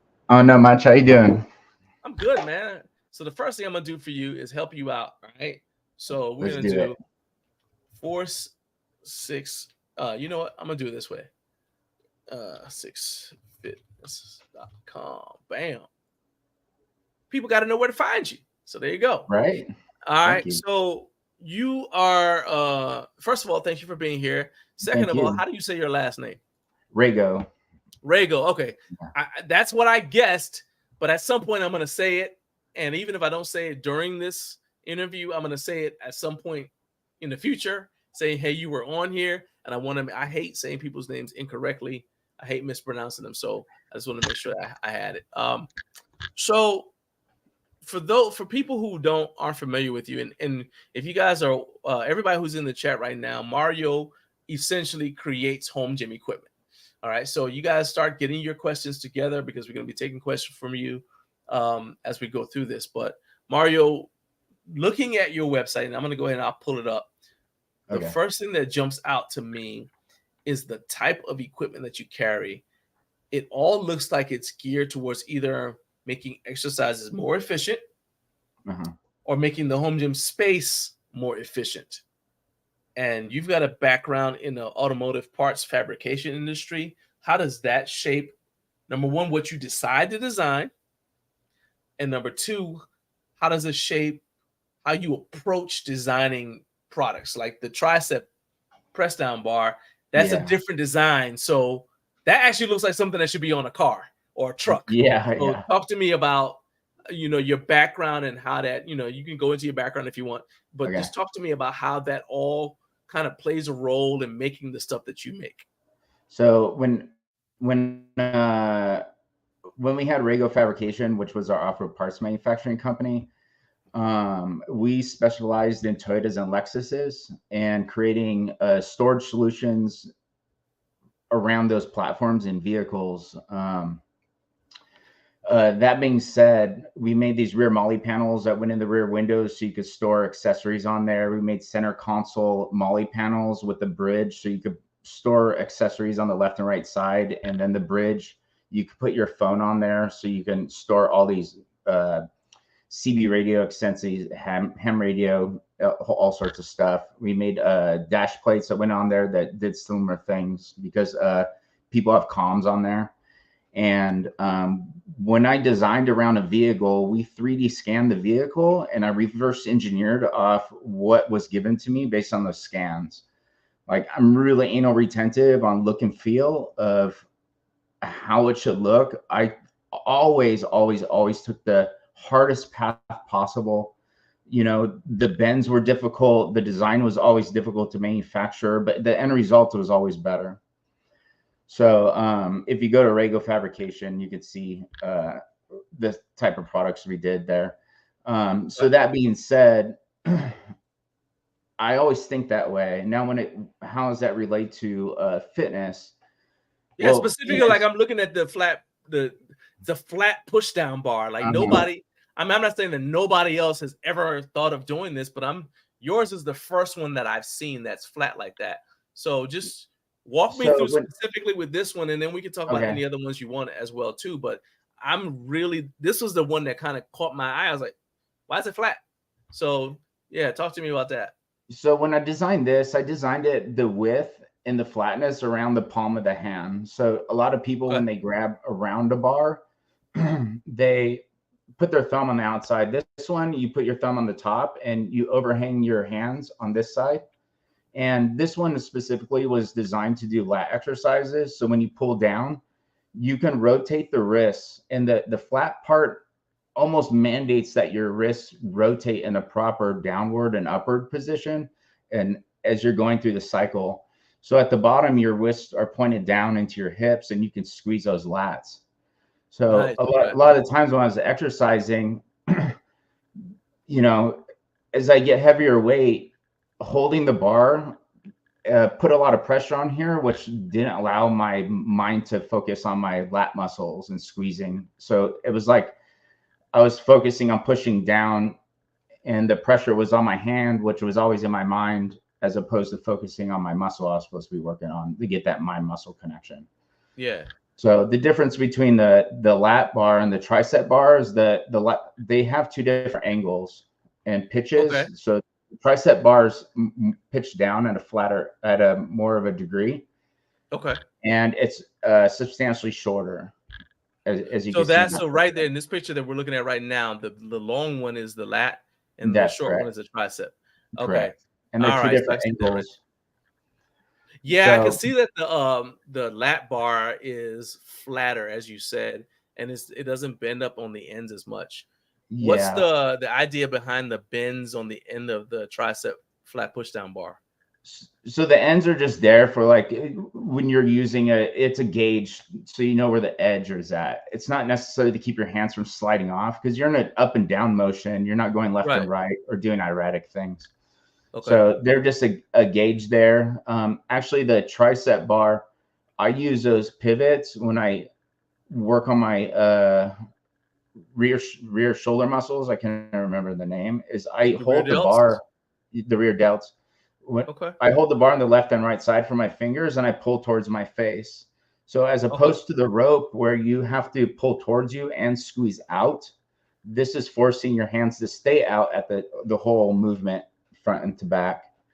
So I also do those for my traps on the cable and those type of exercises. It's fixed position, so you can concentrate on the actual movement and muscle mind connection. So we got a couple comments about it already. I knew this was going to happen, so this is good. So Joey Echeverria says Steadfast Lifting used to make one like that, but they disappeared. So that actually goes to a question that I'm going to ask you, down a little bit further along. And Coach Carp said, yeah, this reminds me of the Steadfast Lifting one, but he ghosted. He said, it looks like a lot of people. So a lot of people basically, I guess, probably pre-ordered. And then he just vanished, headed off to the dang Caymans with their money, right? And didn't have that much. And then and so Rory's an inventor. He's got a couple of products out there. He said flat tricep bars are the best. He said this is one of the products he wishes that he had thought of. So now, oh shoot, we got a celebrity in the building. We got a celebrity. All right, he says, man who parks in gym said I saw a couple of the Steadfast flat pushdown bars break during use before he saw you making them. So let's talk about that. Break? How do you stress? Well, they're not yours. The right. Other, right? No, I know. How do you stress that's yours? Where did theirs break? I'd like to know if you could respond to that. I'd be wonder where they broke at, like at the base. Even like what part of the bar? Yeah. Okay. So if you see the structure at the bottom, that's like a bridge, that plate that says F6 on it. Yeah. That's designed for structural integrity, not just looks. I just happen to make it look better. That looks like something off a car too. Yeah, I'm so anal about looks. I think everything has to look good. Obviously, it's going to function because you can bend up an ugly piece of metal and still get the same result, but look like crap, So Joey says that his flat bar from Steadfast works, but he had other stuff from Steadfast break. So it looks like that was just like something that was quality control, part of their brand identity. Let's just call it that. That's not good, but that's if you my two oldest sons wrestled with a kid who used to say it sucks to suck. So yeah, that's all I can say about that. But yeah, so man who parks in gym, if you could share just like what part of the Steadfast flat bar you noticed like was prone to breaking, that way we can address that, because that's something that Mario talk about. To answer one of your questions, when I design things around the vehicle, I conform things to the vehicle to make it visually appealing as well as functional. And when it comes to gym equipment, I design it off the body, because the body is the car in a sense. So, and how your body moves, the wrists, what's comfortable. I mean, I go and take this stuff to the local gym. I drop it off. They have, I'm just me. So they have hundreds of people who use it, and I get feedback from them, and see what they like. I like, it's really hard to create. You didn't go to Home Gym Con, right?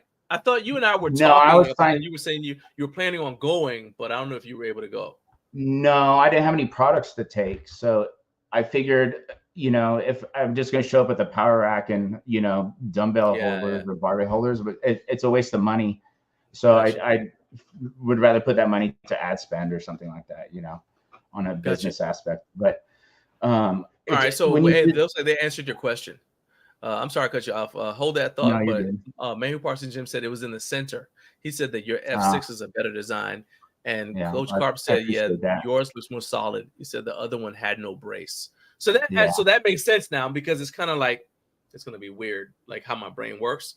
But when, like the guys that do steel bending for like strongman shows, when they go to bend something, especially if it's a flat piece, that's where they bend it. Like it'll be in the center like that. So the brace now makes sense that that makes sense.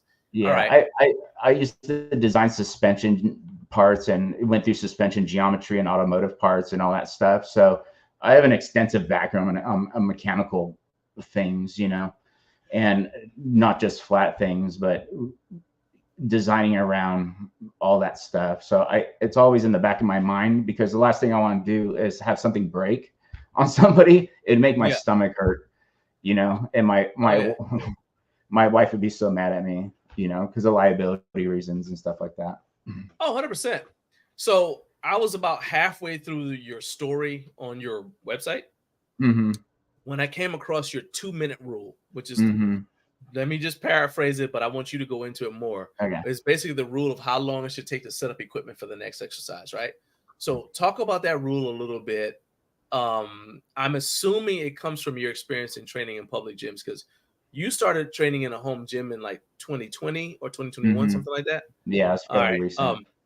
Okay, so a lot, you know, basically when we first make the crossover from a public gym, unless we start out in a home gym in the first place, when we first cross over from a public gym to a home gym, a lot of how we view everything is still geared towards that public gym mindset, right? Yeah. So now you go from, on the one hand, you don't have to wait for equipment because you're the only one there. On the other hand, a lot of times you have to break stuff down and set it back up completely in order to go from one thing to the next thing. You know what I'm saying? Yeah. So, like, for example, there's something as simple as going from flat bench with a bar to, let's say you decide, okay, now I'm going to do incline bench with that same bar. Okay, just think of like all the things you have to work through in terms of the J hooks just to get the barbell. Okay, you can't just say, okay, let's say 225, right? You can't just say, okay, well, I'm gonna take 225 and just put it up on the next unless you've got 2 J hooks, and even then they will get in each other's way. So a lot of times you have to take the plates off, take the bar off the J hooks, but it's a pain, right? And so then you start to figure out like your little strategies. That's honestly how a lot of us end up with 2 bars because of stuff like that, right? So talk about your 2-minute rule in terms of how long it should take to set up an exercise, how you came up with it, and what are you doing to make sure that that rule is in effect for your customers? So the 2-minute rule came about because I'm essentially would be considered a bodybuilder rather than power lifter or something like that. And in bodybuilding, you go from like in the major gyms, one exercise to another exercise was decline or incline or cable flies and so forth, so on. Now, in between sets, I personally set my timer between 30 seconds and 1 minute 30 seconds and rest time between sets, depending on what I'm doing.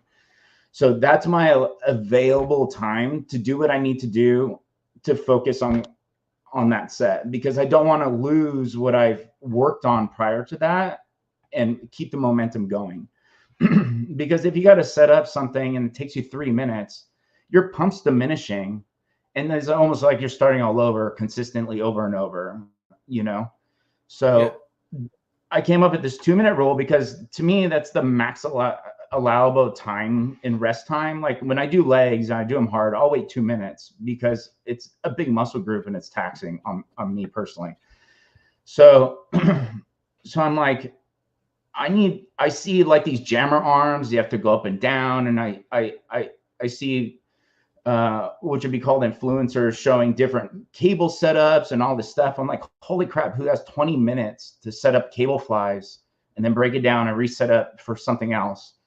And me personally, I'd rather just get my job done because time is very valuable. In fact, you have to create the amount of energy just to go into the gym to work out, you know, for one, and then find the time to actually do it. So all those are building blocks. And then you're thinking about, okay, I have an hour and a half, 2 hours in my day, my block to exercise. I'm wasting majority of my time setting up crap. So I just think it's a huge waste of efficiency and time, as well as you're going to the gym to, me personally, grow muscle. I want to use as much time as I can to actually physically do that. So I design products around like, you know, taking out pins is not hard. Taking out pins, 4 pins to move things up and put pins back in. And it's already hard enough trying to figure out like what angles you need to do. Based on time, you figure it out. But as that time gap or you change exercises, you go back to square one trying to relearn again, you know, because you forget or something like that. So efficiency is very important to me, and time management is important. So I try to go on those aspects when I design stuff. If it's some huge monstrosity, it takes a long time. I've designed stuff like that. I just don't want to. I won't release it, you know. Gotcha. So you've got, and actually, let me just go ahead and pull up another one of your products right here that I know that I was just looking at this morning before I started the show. So this is a bunch of people have the mag pins. Okay, I have it right here. Where's the camera? But that's right there. But this is storage for it, right? Yeah. So you actually have it right there. Yeah. So I wasn't talking about the mag pin itself, but the storage for it. So that's a magnetic thing specifically for mag pins, because I've got a few mag pins here in the gym, but essentially I got to leave them on the thing that I use them on because I don't have dedicated storage. Is that something that, how did you come up with the idea of that? Well, it probably goes back to my automotive background, and plus I have, those normal hitch pins that come with everything I have literally 15 of them laying around, and I move them if I have to get in. I move them to hole, and I'm like playing checkers with these things. And I have the wall storage on my garage wall, and I like things to look really nice, because in the automotive space, when you're, people fix up their cars almost like clout or to show off their personality of what they do. And when there's, I know it looks like there's a mess back here, but this is my office right now. But in the garage, I try to keep it super clean, and I like everything in its place. My shop was ran like that. Everything had its place. I made storage for everything, because I was trained on lean manufacturing in the Toyota way, and I ran my shop like that. And processes and places for everything was very important to me, because I think normal gyms should adopt these lean manufacturing principles. There's a place for everything. Everything has its place. And that allows other people, when they come into the space, to know exactly where something's supposed to go. So you don't have that conflict to be like, oh, I don't know where to put it. Or it's like almost subconscious effort to put it where it needs to go, because it's yelling at you, put me here. So but that's really important. So even in a home gym, like you're the only one there, or like for me, my wife works out here as well, but we don't work out at the same time typically. Or if we do, is like one of us is doing cardio, the other one's lifting. But the thing that I find for me that keeping things organized helps with is time. Because if stuff is, I've seen some people's home gyms and it makes my back itch, like where stuff is just all over the place, because I'm like, how would you ever find the thing when you need it? If you're in a hurry, like, okay, I'm going to just do this workout, whatever. Instead it's like, oh, I know it's around here somewhere. And I don't like that. I want to be able to just grab it, set it up, use it, done, put it back, in and out. Right. It's just a huge time saver for me. Carlos said that's always been my issue. Setting up those cables makes no sense to me. He said that's actually the reason he loves free weights. Yeah. And man who parks in gym says setup time is real.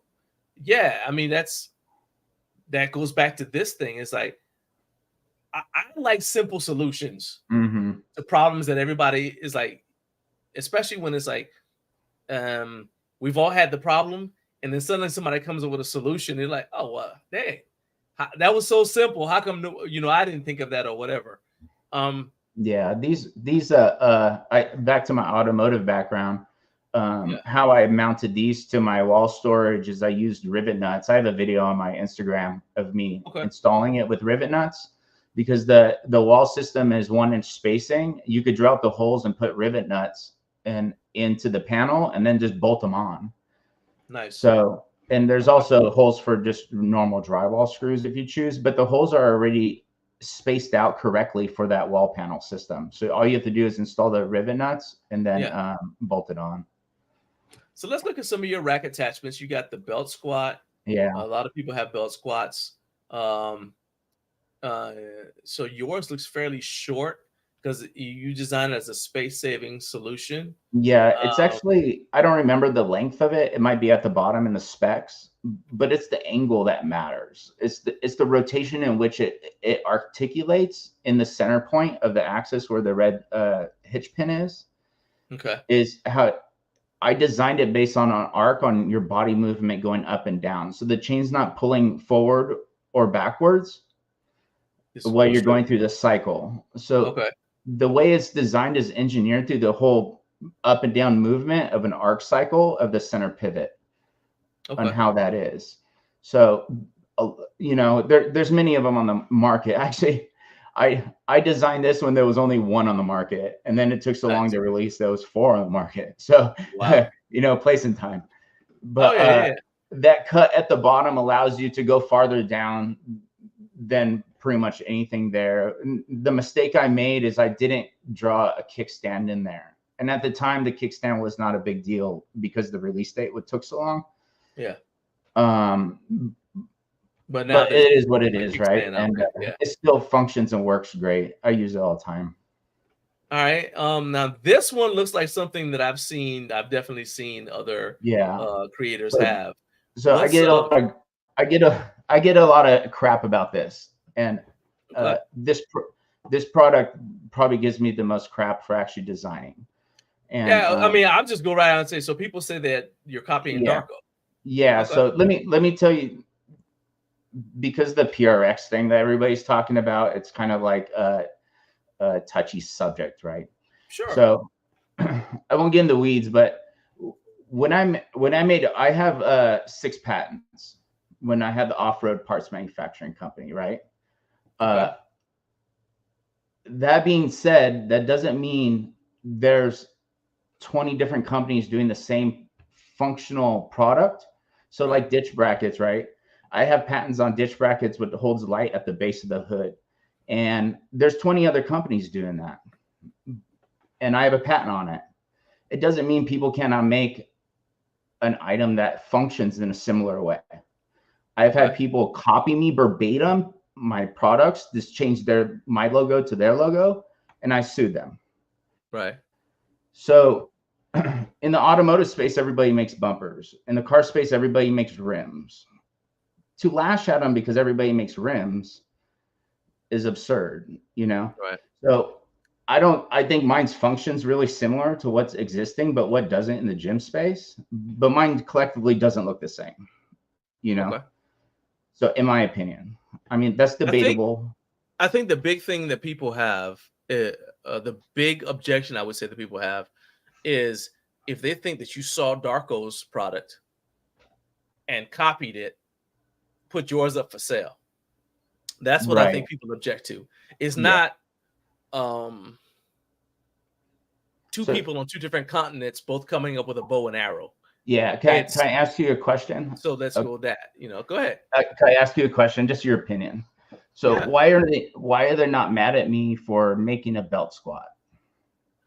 To be fair, I mean, some of them might be. All right? It might be. I mean, they may be somebody who are upset about that, but I think the big thing, and anybody who wants to chime in can, but in the comment section. But I would say that the big thing is Darko is a small manufacturer, as are you. All right. But they're looking at it like, okay, this is a guy who's got his product and he put in XYZ amount of time to develop the product.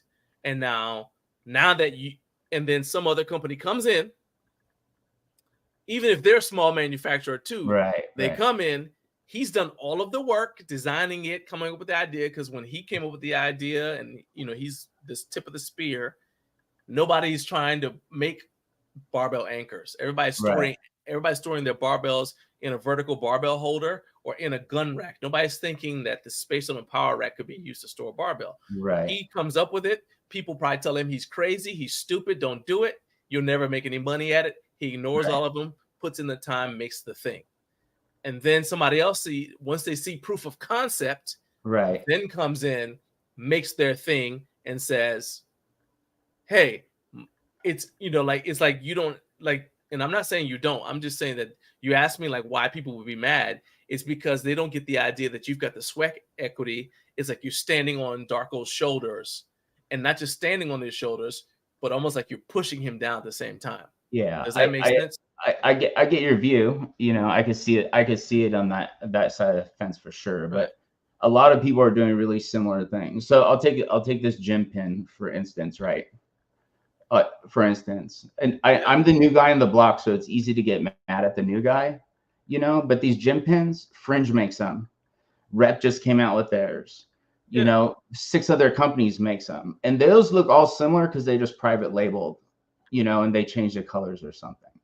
Right. So why are they not getting mad at them over it?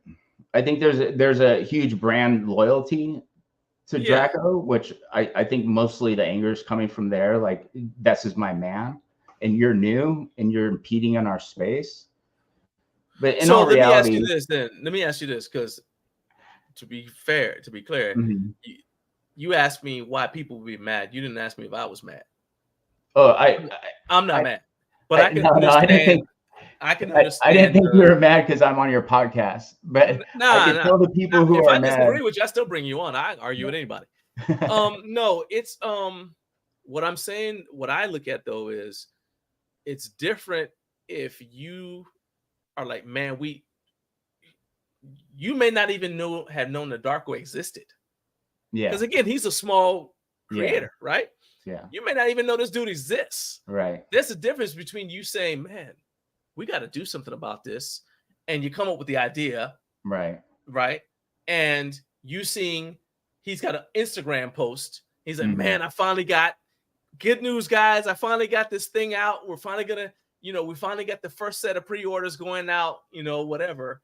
And the thing that he's got is because he's in the home gym Discord, they've kind of been able to see like every step of the process. You know what I'm saying? So to them, it's like, hey, it's like somebody in the family making a thing, and you watch him out there watering the garden every day, and then here comes some other dude right next to him and opens up a farm right next door, right?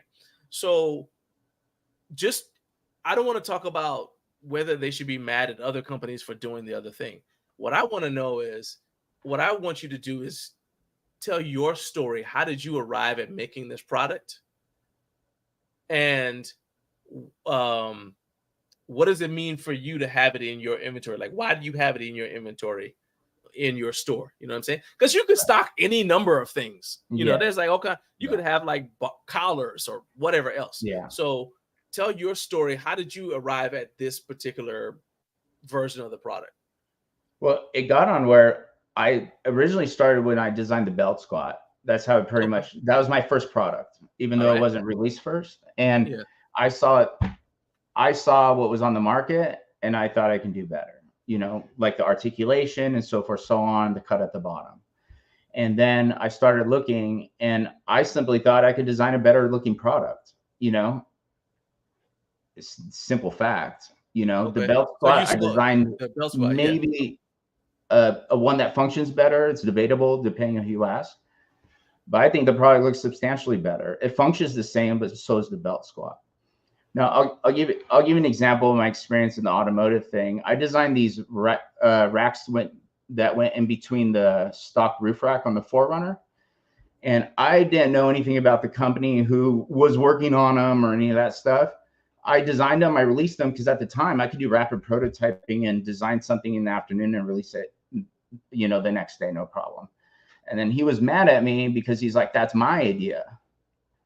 Well, cool. He came out with his idea. His dad owned his laser cutting shop. He became very successful, way more successful selling that particular product than I ever did. I was successful with other products, but that doesn't mean there's not enough room from the market for similar functioning products. People will buy what they like, and people will not buy what they don't like. And that's the end result. It doesn't mean you can't have the same single SUV on the market. You can have multiple SUVs. The customer is going to choose what they want. If they don't want to buy mine, that's fine. If they want to support him, I totally encourage it. I was in an off-road show, right? And this is my younger years. I'm at a show, and we have all these manufacturers. They're making similar parts. And a competitor came up to me, and I was full of piss and vinegar. And he's like, "Hey, I'm so-and-so. It's nice to meet you. I've always wanted to meet you. I know we're competitors, but it doesn't mean we can't be friends, you know, because people will choose what they want to choose, and people will like what they want to like. And if they like my design, cool. If they like his design, cool. If they want to support him, then go for it. You know, it's there if you want it. You have a choice. That's the freedom we have. So I'm not trying to put him out of business at all. That's definitely not my intention. I just believe I could design a better looking product, you know, and simple fact, just like the pins. I designed the pins because I was looking at the market, and I simply believe I can design a better pin that's more functional and built with what the design was meant for, and you can release it easy and so forth, so on. In the end, it's still a pin. It has a magnet, you know, and I don't know. I think it happens frequently, more often than what people think collectively throughout the United States, you know, but you know, Nike wasn't the first tennis shoe, you know, but there's always tennis shoes coming out. Yeah. So I don't know. It's an argument. There's no winning side. You know, it's a personal thing. So, but this is the whole reason why I like having you. So when you said you want, you know, we're talking or whatever, you tagging me and stuff, I was like, all right. So that's one reason why I brought you on, because unlike a lot of other manufacturers who do copy, they're not gonna come on a forum like this. Yeah. Where you can have people in the comments asking you questions, right? Right. Right. And I'm gonna, and I see y'all's questions. I see y'all's stuff right there. I'm gonna go ahead. I'm sure I'm gonna get a lot of hate, but there's no reason what's going on, you know? It's just people being honest, right? Because, and so this is the other thing too, is like, this is your chance to be in front of your potential customers and say, hey, look, this is why you should, you love McDonald's, here's why you should come to Wendy's, you know, just whatever. Yeah, exactly the same point. But, and in fact, I'm going to use one more, and then I want to start jumping on some comments from the chat. Okay. So J Hooks, right?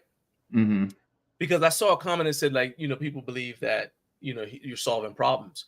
Well, heck, J Hooks came along because people were solving problems, right? Like, hey, what are we gonna do with this barbell when we're done using it? We're gonna put it somewhere. Because in the past, for those of you, and in fact, shout out to my guy Rob, who's backstage right now, from Vintage Weights PGH, right? He's a student of home gym history, or of lifting history, like I am. And in the past, when somebody was bench pressing, they did a pullover and press. So they pulled the bar off the ground, then bench pressed it, then put it back down in a pullover, right? We don't do that now because somebody came up with the uprights with J-hooks, with attached J-hooks. And then eventually somebody came up with the power rack that has J-hooks that you can take off. Okay, so now if you look at J-hooks on the market, how many companies have sandwich J-hooks? How many companies have UHMW? Because somebody came up with UHMW at some point. How many companies have roller J cups now? Right? So, you know, you don't see fist fights or even verbal or whatever virtual fist fights, because Rep Fitness came out with a sandwich J cup, and so this other one. I think it comes back down to, this is a small brand, and people are afraid that their friend is gonna suffer because his product hasn't had a chance to live yet. Right. You see what I'm saying? So so that's where I think, this is me speaking for people and all that, but I want to, so now I'm gonna let them speak. I'll just let you marinate on that, and I'm gonna let them speak for themselves. So Joey HF Video said that Darko's was the first one I saw, and it's unique compared to everything else until he saw yours. Right. Okay. And then Carp said, you know, talking about like where the hate is coming from. He said, yeah, those others are small shops, all these other creators, and they're talking about it in groups in Discord. So they're talking about their products with the people they know. They're getting the word out there. He said those guys feel more a part of the home gym community, which is another thing, like you're saying, like you feel like, I get the impression that you feel like you're kind of being like treated like an outsider, even though you have a home gym. Essentially, I tag you, I tag everybody, you know. Yeah. I'm okay with it because I have a lot of business experience. I understand how people work and how it works and so forth, so on. I've seen it when I was in off-road happen to other companies that wanted it in, you know, and people that have this bond with people who are in it and feel like they contribute more than others. But there's always, you know, like 90210, the new friend never lasted very long in each episode. You know, they always pushed them out.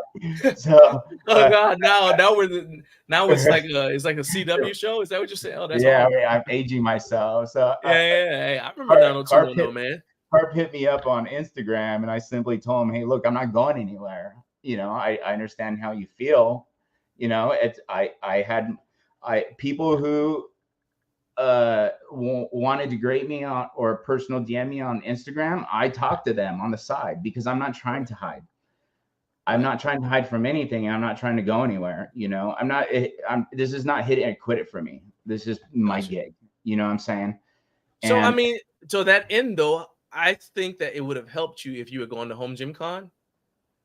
Even if you didn't have products. I agree. Because people don't know you. And I'm glad you came on here because I want people to know you. I think I agree with you. I think that there's room in our community for multiple people. Hey, let's go back to the belt squat. I remember when Matt Winning came out with the belt squat, right? Nobody's like up in arms because there are all these belt squats that are copying Matt Winning's design along with others that have taken his design a step further. Nobody's up in arms because Matt Winning came out with the belt squat when Iron Man was already selling hip belts, all right, that do essentially the same thing, but with a barbell, right? So I think a lot of it is what Carp said when this next comment, where he said, Kaizen, Mutant Metals, Vendetta, and Darko, he said, I feel like there's a lot of support for them because it feels like they came out of the community because they saw a need or necessity and they were solving problems for other home gym owners as opposed to say like what happened with Rogue and Mutant Metals. It's like it feels like it's some outside company coming in and taking something from our community. That's what I mean by like I wanted to make sure people understood you have a home gym and you're solving problems for the home gym. You're one of us. You may be brand new, you just became a citizen, but you're just as much a citizen as we are. You know what I'm saying? I appreciate it. You're absolutely right. You know, I'm so late to the game, it's not even funny. If I was pre-vid, I'd be way more accepted than I am now. But I'm after the fact, you know. You're after COVID, you know, and I mean, I understand that, dude. I wasn't born in America, so that's why I use that thing. I wasn't born in America. I'm West African by birth. I became an American citizen after serving in the military, right? Because the second president, George Bush, he made it so that I could become an American because I served in Iraq. So the day I became a citizen, I was like, hey, I'm as American as anybody else because there's 180 countries and I picked this one. Yeah. Right. Yeah. So, you know, so I get, and I mean, it's not quite as big a deal as all that, but it's still, I get that feeling like, hey, look, I want to play too. Right. Yeah. So time will solve all problems, essentially. You know, just as everybody knows, I'm not going after any individual or person. I just feel like I could design something that I like and other people might enjoy. It doesn't mean you have to buy it. If it sits on the shelves forever, then so be it, you know. But people should have choices. I'm not trying to put anybody out of business at all, you know, nor were those off-road companies trying to put me out of business. And they were ahead of me. I would just became more popular because I did the same thing. We didn't have Discord, but we had groups and we went to shows everywhere, all over the country. And I had personal communications. And, you know, so I'm getting there. I'm trying. I wanted to go Home Gym Con, you know, and it just didn't work out, unfortunately. But I'm signed up for this coming year. And I talked to my wife. The kids are coming. We're gonna make it a family event, you know. Oh, they'll like it. They'll love it. They'll love it. My little girl enjoyed being there at Home Gym Con. So Carp said it solved problems. He said, etc. He said like the belt squat is something. He said I think it's an updated improvement of existing lever ones. If it does what he says it, if your belt squat does what it says it does. Now Rory Ellis, he's invented products. Okay, so I want you to. He's coming from that lens, right? He said, I can't lie. The first time I saw the idea for the 4.6 anchor, the first thing I thought was that's a Darko riff-off. He said, I'm just being honest. Yeah, I could see him thinking that because it was the only one on the market. You know what I'm saying? So what else do you have to compare it to?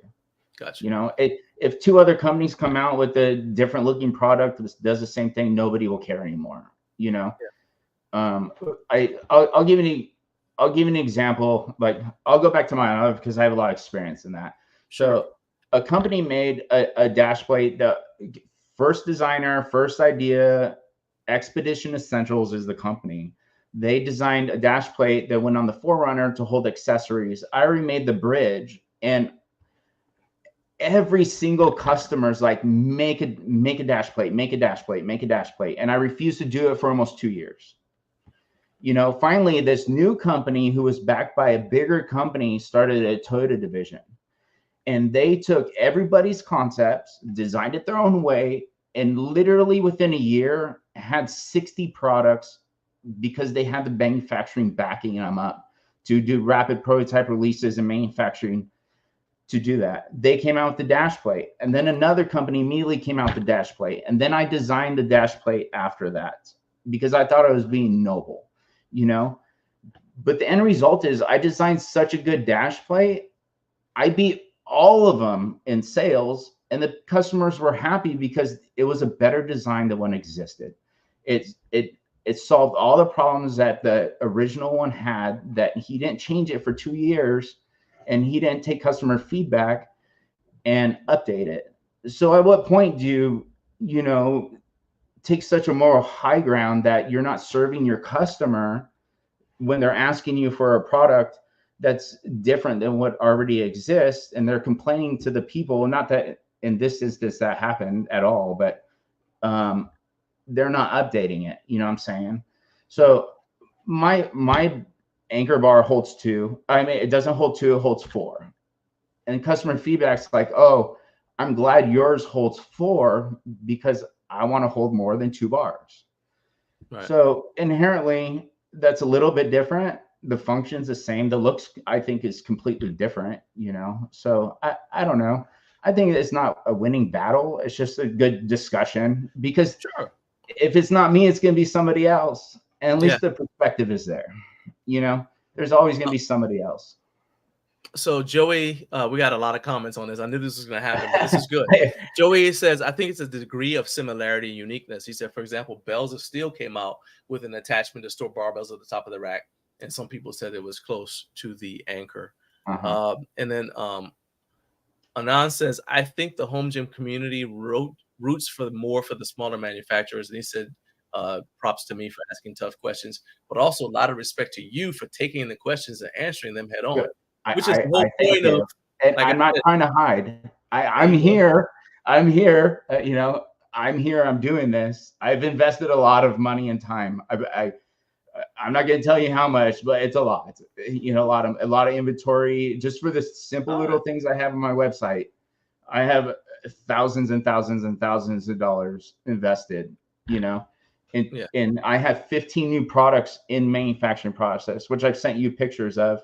And some prototypes, and I don't want to release them because I won't get into those either. I just I don't want to release them. Showing me, I'm like, okay, I don't. They're in manufacturing. The funny thing about this is like it's always before when I had the off-road parts shop, I owned every single tool under the sky: a laser cutter, a press brake. I had a full staff, everything. I can literally design a product and release it to the public in 2 weeks. Now that I'm no longer manufacturing here in the States because this market's too price competitive, but I do care about quality and design. So it's manufactured overseas and I resell it as a finished product here.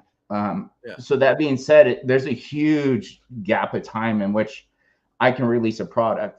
I would love to take my old style of designing it, throw a 3D CAD, have a prototype in my hand and ask everybody what they think to see if it's going to sell, you know, to see the feedback. But now I can't take that chance because you have bigger companies or even the smaller companies. Just for example, because they have capability, I'm not picking them, but Black Widow Manufacturing, right?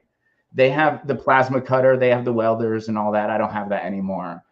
If they saw something similar, redesigned it, they can release it in 2 weeks, you know, and beat me to market. Okay, but so essentially it will be the roughly what happened with you and the Darko Anchor. Not quite, because it took me a long time. I designed that, you know. I don't care if they do it, because eventually it's going to get released. And if they want to make it, you know, even if they wanted to, but you're not going to help them make it. I got you. No, I'm not. I mean, if they can make it and I could set the price point the same, I'd be stoked. You know what I'm saying? No, I see what you're saying. Like if you put it out there as a prototype, they might make it before you can get yours out. Before me, they beat me to market. I got you. That makes sense. Okay. You know, so I want to get more involved in the community and release products and show this stuff, but because of the timeline in which it takes things to make, it takes a long time, you know, just to bring it to market. If I could just, I've sent you pictures, and a lot of stuff I think is going to be very successful and people are really going to like, because nobody makes it. There's nuances and twists that help with body movement and comfortability on this stuff. So I mean, I think that's the thing though, is like even if somebody, again, to your point, even if somebody else made it first, right, and yours is sufficiently different. So okay, let's go back to the Black Widow thing. Let's say you do put a prototype out there and Dean saw it and decided to copy it. All right. When yours comes out, yours is going to be slightly different than his, because even what he does with it, you might be like, oh, you know what? I'm going to do this with mine now. Yeah. And so it's still going to look different. So you still have a chance to compete, you know, on level playing field. And I think that's where stuff like, again, Home Gym Con will help, but also other things. Like there's a suggestion. I'm trying to get through all these because I don't want to run out of time before we got to go to my next guest, because Rob from Vintage Ways PGH. I want to make sure that we give this we get through the comments. I can't see your comments, but I'm sure it's blowing up. I want to be able to get through all the comments so that people have a chance to say what they want to say, but also so you have a chance to respond.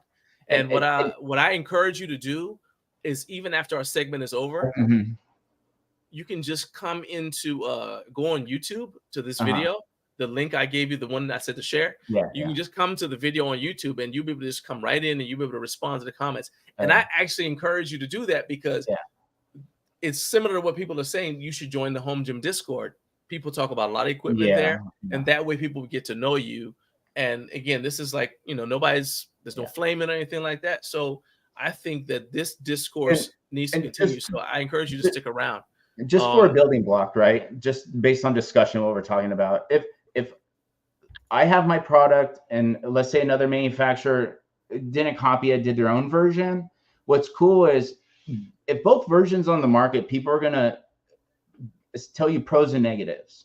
Now you have more demographic. The person who changes their product to an updated product is solving those positives and negatives for the better. And we'll create a better product in the end. But if they're not available, then you have no pros and negatives, and all you have is one product to judge by, you know? So there's always pros and cons to everything, good and bad. You know, like I said, I'm not trying to step on anybody's toes. I'm late to the game. I think that's the biggest thing people wanted to know, is that you're not trying to like steal from this guy. You're not trying to drive him out of business. Honestly, I think if I knew him before, we'd probably be really good friends, you know, just because we like to design things. And, you know, I like another manufacturer. I really like his style is Bridge built, right? I think he's a real engineer, and I like how he layers things. I like how he designs things. That's really important to me, to see like, oh, they have a passion for that, and they design such a way where they're just not trying to sell and meet the price point to get markets on the product. He's making some really expensive things, you know, and he's putting his heart into it, and he don't care. He's like, you want it? Cool. If you don't, cool. But this is what I have to offer, because it's pimp, you know? So. Carp said, all that being said, I am for better and improving products. If you have a better product or version, people will tell you and buy it from you and use it. And that's true. And then he said, shout out to Basement Brandon, because everybody ripped off his Roller Jacob ideas.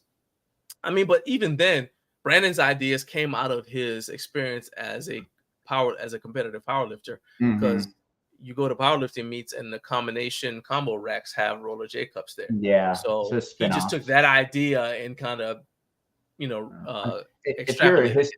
if you're a history of home gym equipment, you probably realize there's not much new of anything that's ever been invented.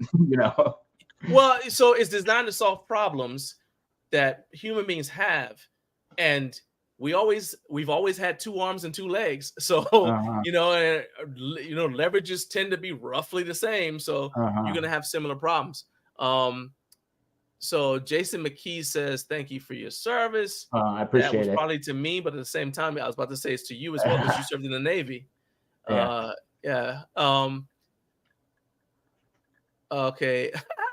Man who parks with Jim said, disclaimer, Discord requires a certain skill set to navigate and keep up with conversations.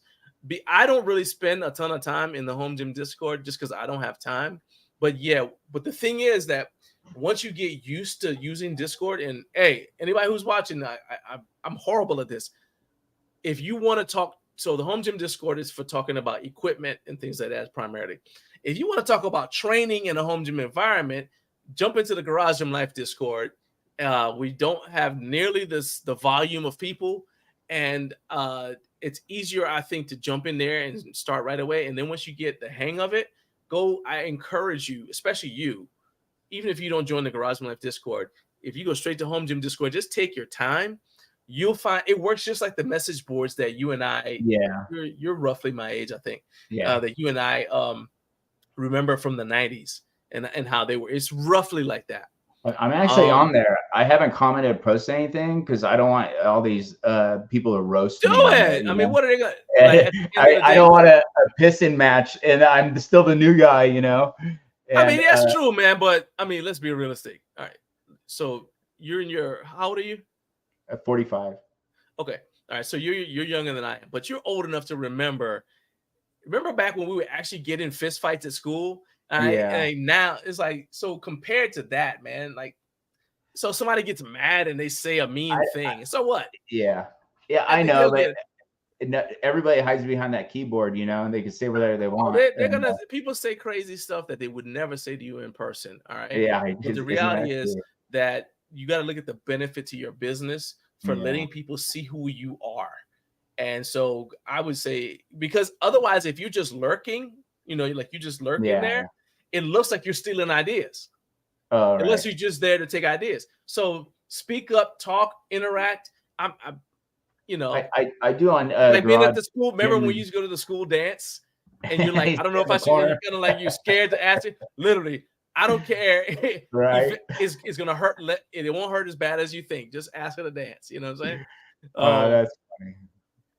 Let's see. A couple more. Man who parks in gym said, if it makes you feel any better, Mario, I was using the Rogue Matador hanger to store the Kabuki transform on my rack for a long time before there's an actual product made for that purpose. There you go. That's funny.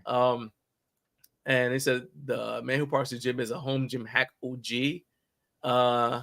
Let's see here. Okay, so Darko started out with one color, black and white, took feedback. Now you can get it custom in black powder coat, stainless steel. I won't do that, color. right? I won't do that. You won't have custom. I won't go to that extent, He said, okay, this is important. I'm going to make sure I say it. He said one thing that could hurt you is that when you get sponsored ads on Facebook and Instagram, it looks like you're just one of those Chinese companies selling stuff. Yeah, I could see that. I could see that. Most of my stuff, I try to put videos in my website, and my Instagram is me. So I mean, and you start getting by association. Yeah, I mean, those Chinese companies, man, they got actors. I mean, if you want to worry about treading on the market, you should worry about those companies because they're direct consumer sales now, and everybody's going to Alibaba Express and purchasing stuff off of there. If you're really worried about it. So Gym Pin, shout out to them, joined. They were on a couple weeks ago. They joined the home gym Discord after the release of products similar to Darko's Longy Bar, and they built stronger ties there. So there is. Carlos said, "Go ahead, don't be scared. Just go get roasted. It's fine." And this is where I wanted to go. Manny Parsley Gym said, "I already feel better about F6 now that I see the face behind the company. I appreciate it. I apologize for not going to Home Gym Con, but it was full intent to go.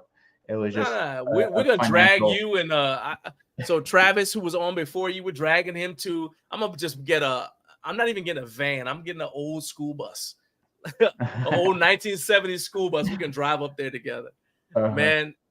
So I didn't even get to ask you half of the questions I have for you, but I expected that to happen because of the situation.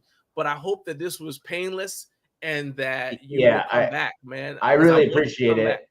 And man, I like the squabble. I like the clarity. I like getting it out. You know, it doesn't bother me. You know, I'm not trying to hide. I'm the new guy. I'm just trying to be one of y'all. All right, I'm going to give you the big screen by yourself. I want you to tell everybody how they can reach out to you, where they can find your stuff. You know, if they want to find out more about your brand, your brand story. Like I found out about your automotive background by looking on your website. So go ahead and tell them everything. How can people get in touch with you and get connected with 4-6 Fitness? Well, my name is Mario Rago, and I started 4-6 Fitness, and that's the website name, 46fitness.com. I'm available on Facebook as well as Instagram at 4-6 Fitness.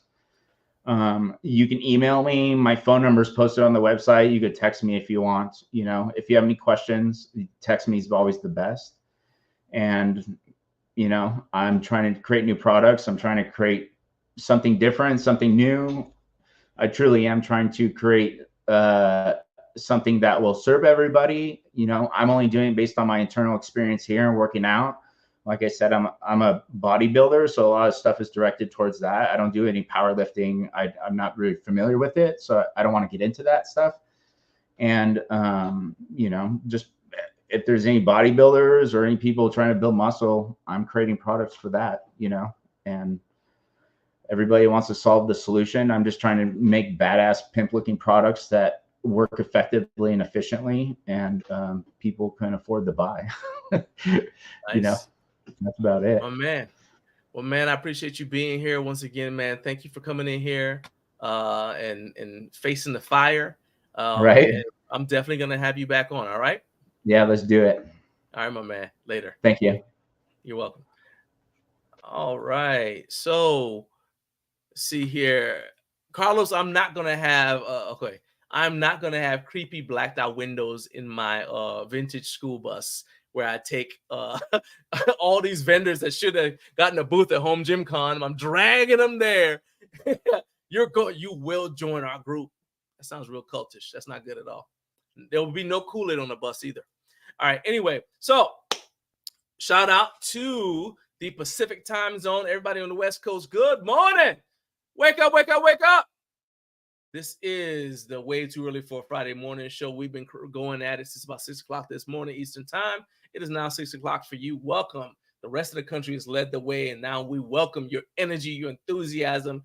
We're going to be on here for about another 30, 45 minutes with my guy, Rob from Vintage Weights PGA. So you guys want to stay tuned to that. But if you would like to rewind, you can. If you're watching on YouTube, if you're watching on Facebook and you want to catch the replay of this, all you got to do is go to Podbean, and you'll be able to see the replay is in audio version. Or if anybody else and just wants to get the audio version, you want to ride around and you don't want to keep YouTube open or something like that, you can check out the audio version on Podbean. But please, if you can, it costs you absolutely nothing. Please go to YouTube. Even if you consume my content in another platform, go to YouTube, hit like, and hit subscribe. It is completely free, but it will mean the absolute world to me. Help me out. And if you'd like to support the channel in other ways, click that join button and become a member for 99 cents. But more than that, even if you can't do all that, hit the like button, trying to get to 50,000 subscribers. And I need your help to do it. If you don't help me, we're not going to get there, but I know you can do it. All right. So now for my final guest of the day, I see we got some comments. I'll hit those up after I bring my guest on. Final guest of the day, my guy, you know him. You love him. And just like Carlos, now you heard of him. Show your love. Yourself. Wow. Vintage Weights PGA. What's up, John? Welcome. welcome to my home. Hey, good morning, John. What an What's up? introduction. Hey, look, man, I got to, I love it. look at this standing ovation for I you. don't, I'm not I standing don't up. think I've ever been introduced that well. That was awesome. Oh, well, thank you. Thank you. I practiced in the mirror last night, and then this morning I sprayed on my good cologne because today Yeah, was a man. big day for me. There's a lot of pressure because you're part of the triumvirate, the melodious voice triumvirate. Is you, There you go. Nice Like Mike, and then another guy who you may not know, but his name is Wade. This big Wade Johnson. He's from the Ogre compound, and you three guys are in my top 3 people I would love to hear read the label for a can of Ovaltine. There you go. I mean, see, look at that, just that right there. I mean, it'll like make you buy it. It will make you buy it. Like Drink you more get Ovaltine. y'all see, you know what I'm saying? Y'all just take turns reading breakfast food items. You read the oatmeal label. I mean, we could do big things. Do you have a manager? Can I call I you do son? not. I think you just became my You manager. got a manager, son? Can I call you son? I feel like we're family. I think you just became it. Like There you go. All I right. think we just formed this relationship. There you go. See, Joey agrees. He said Rob has that old school radio voice. Nice. Exactly. Nice. And I'm just the Don King to make you famous. All Yeah. right. All right, my man. So I know that I dragged you out of bed. Rob's not it. Actually, I didn't really. You're up. Nah. You have zero excuse because you're always up this early. Yeah, this is yet- late. Like I'm done with a yet lot you by don't now. tune in. I don't Yep. understand your. I don't understand your habits.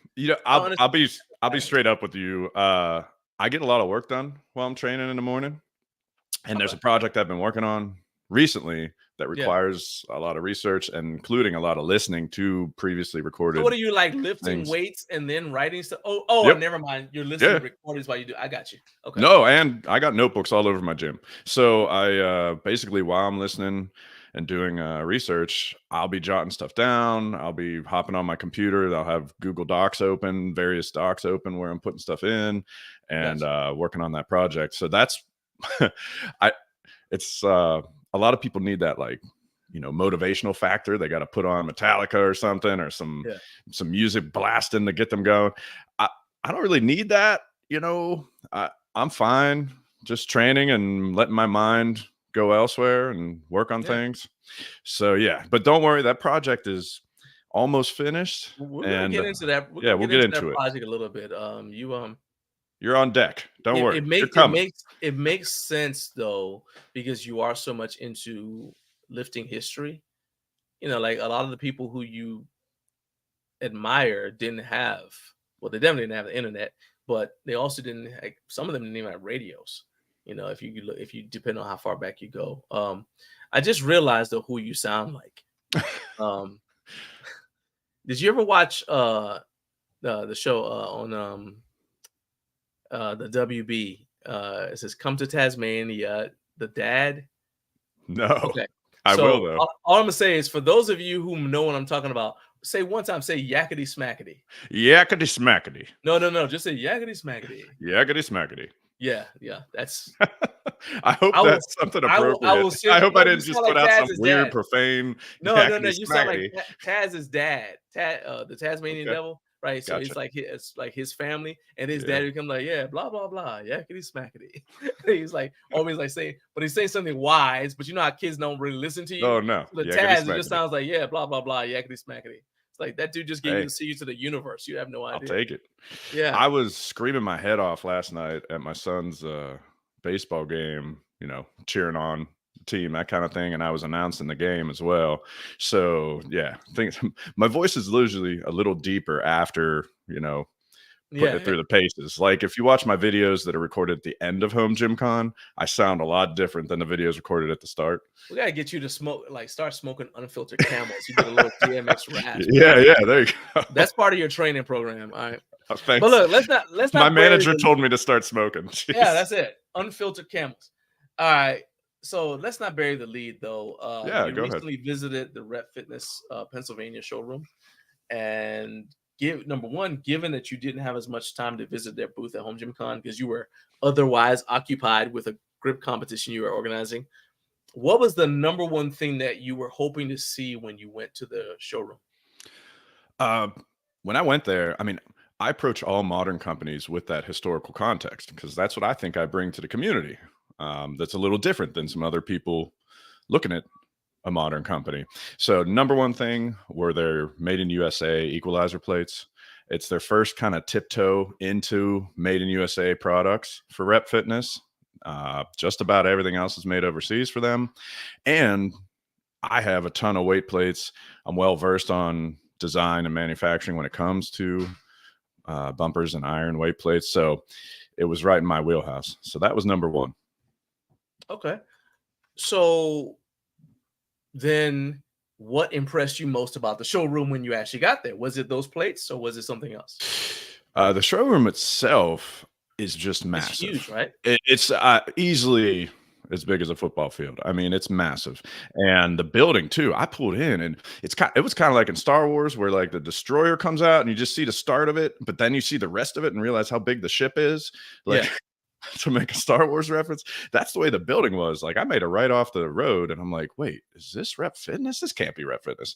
Now, to be fair, it's not the entire building is Rep Fitness, but a majority of it, and it's humongous. And then the showroom, yeah, what impressed me most, equipment, to be specific about the equipment, I have a small gym, so I don't have room for a functional trainer unless I'm really creative about it. So looking at all their options from like, Aries to Athena to Arcadia, all their various options, Adonis, with some of the cable machines was really interesting. Okay. So I've got your is that video already up on your It's is not. that going up soon? It is. It'll be out 2 weeks from today. Okay, so everybody, if you want to check that out, you need to subscribe to Vintage Weights PGH on YouTube. Correct. And I've got my YouTube trained, so if I just type in vintage, it automatically pulls up your channel. The algorithm has linked us. Yeah, you've got to impose your will on the algorithm. All right, that's part of the training program. All right, For you're gonna sure. smoke unfiltered camels, and we're gonna impose your will on the algorithm, and you're gonna read Ovaltine labels. It's very comprehensive. I can't really get into all of it right now. I jotted down his name. I'm also looking for Big Wade Johnson. Oh, dude, the Ogre compound. If you hear him, yeah, Okay. he's definitely. Actually, so I did a home gym tour with Wade. He's got his home gym, and I'll put the link to it in the. I'll find it and I'll put the link there and then I'll send it. I'll just text it to you, or whatever, so you can hear his voice. But Wade's gym has the most home gym equipment of any gym I've ever been to. Wow. Is not of any gym I've ever seen. That honor goes to Big Ant DeAngelis, who is a bodybuilder in the Philadelphia area, and he's an old school. He's a bodybuilder in the 80s.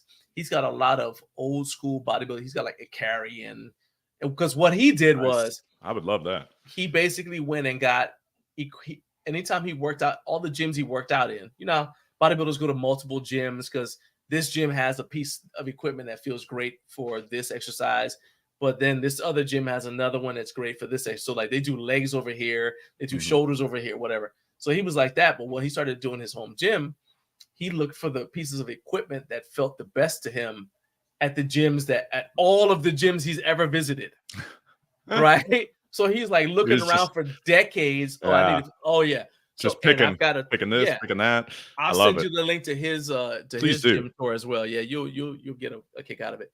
But That's everybody awesome. Go make sure I've got the link in the description for the video, but also just go to @VintageWeightsPGH on YouTube, and then you guys will be able to check out Rob's tour of Rep Fitness. So, and in fact, that's going to help out Ashley because 332, the legendary Ashley, is gonna be there. She says she'll be there on Monday. Nice. So you can kind of give Ashley. I was gonna say I'll send her like the preview. I'm about to say I met Ashley at Home Gym Con. I'll send her the preview. Yeah, she cool people. There you go. Yeah. But for everybody else, give me like a behind the scenes story about the visit to Rep Fitness. Something that you didn't put in the video.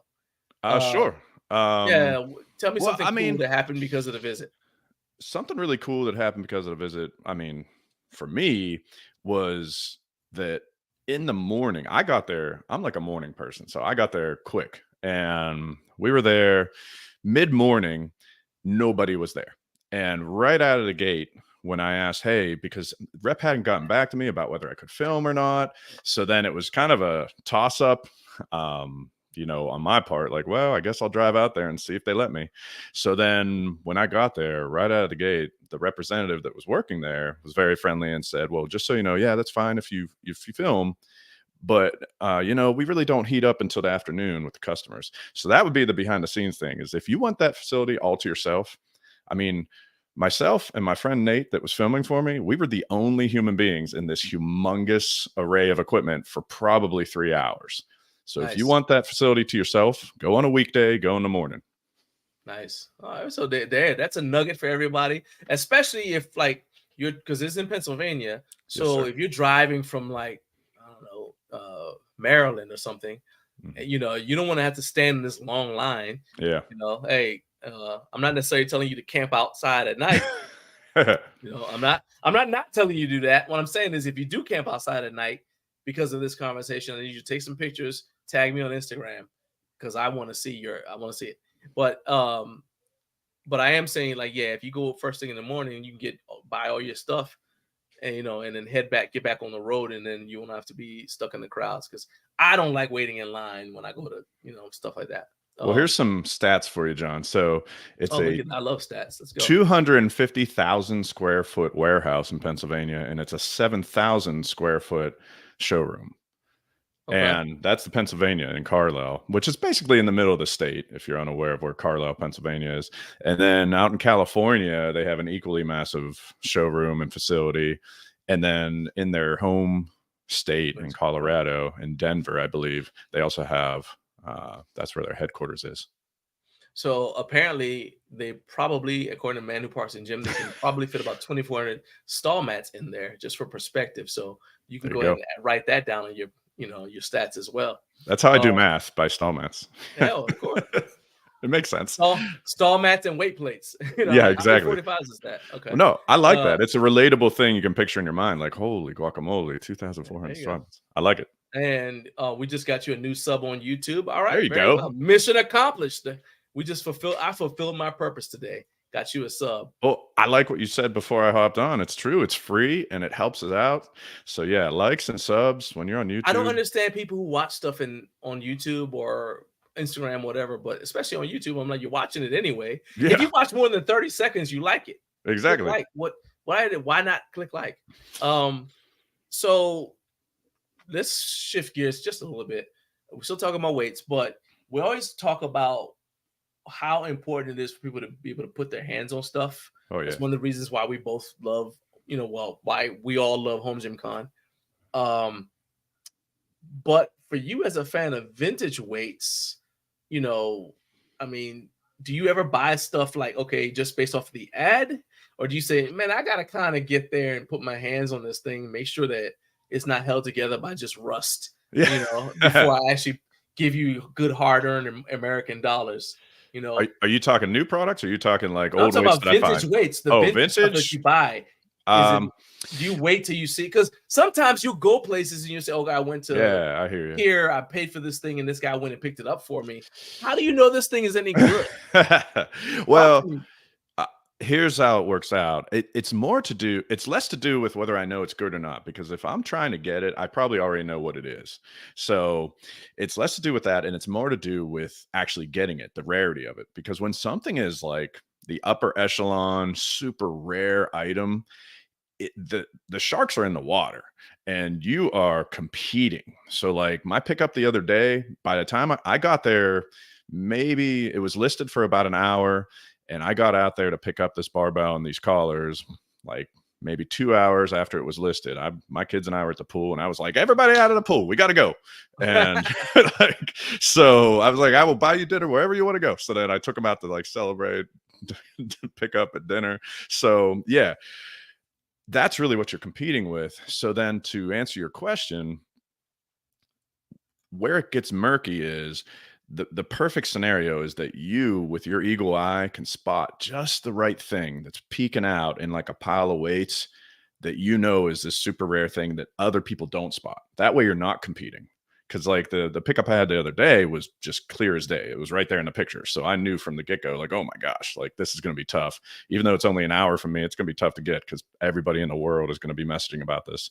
So that's the perfect scenario. So for example, one of my pickups this past year was a rare Jackson plate, and I could just see like the J and then the lead pocket, because Jackson innovated lead pockets on weight plates. So I could just see like the J and the lead pocket, and that was enough to deduce like, okay, I'm pretty sure under this pile of weights is a Jackson plate. And then it was relaxing. It's like, all right, I got all the time in the world. No one else sees this but me. I'm just going to drive out there tomorrow, check it out. And then there it was. Nice. So your followers, Matthew Porter, Nice. said good morning to you.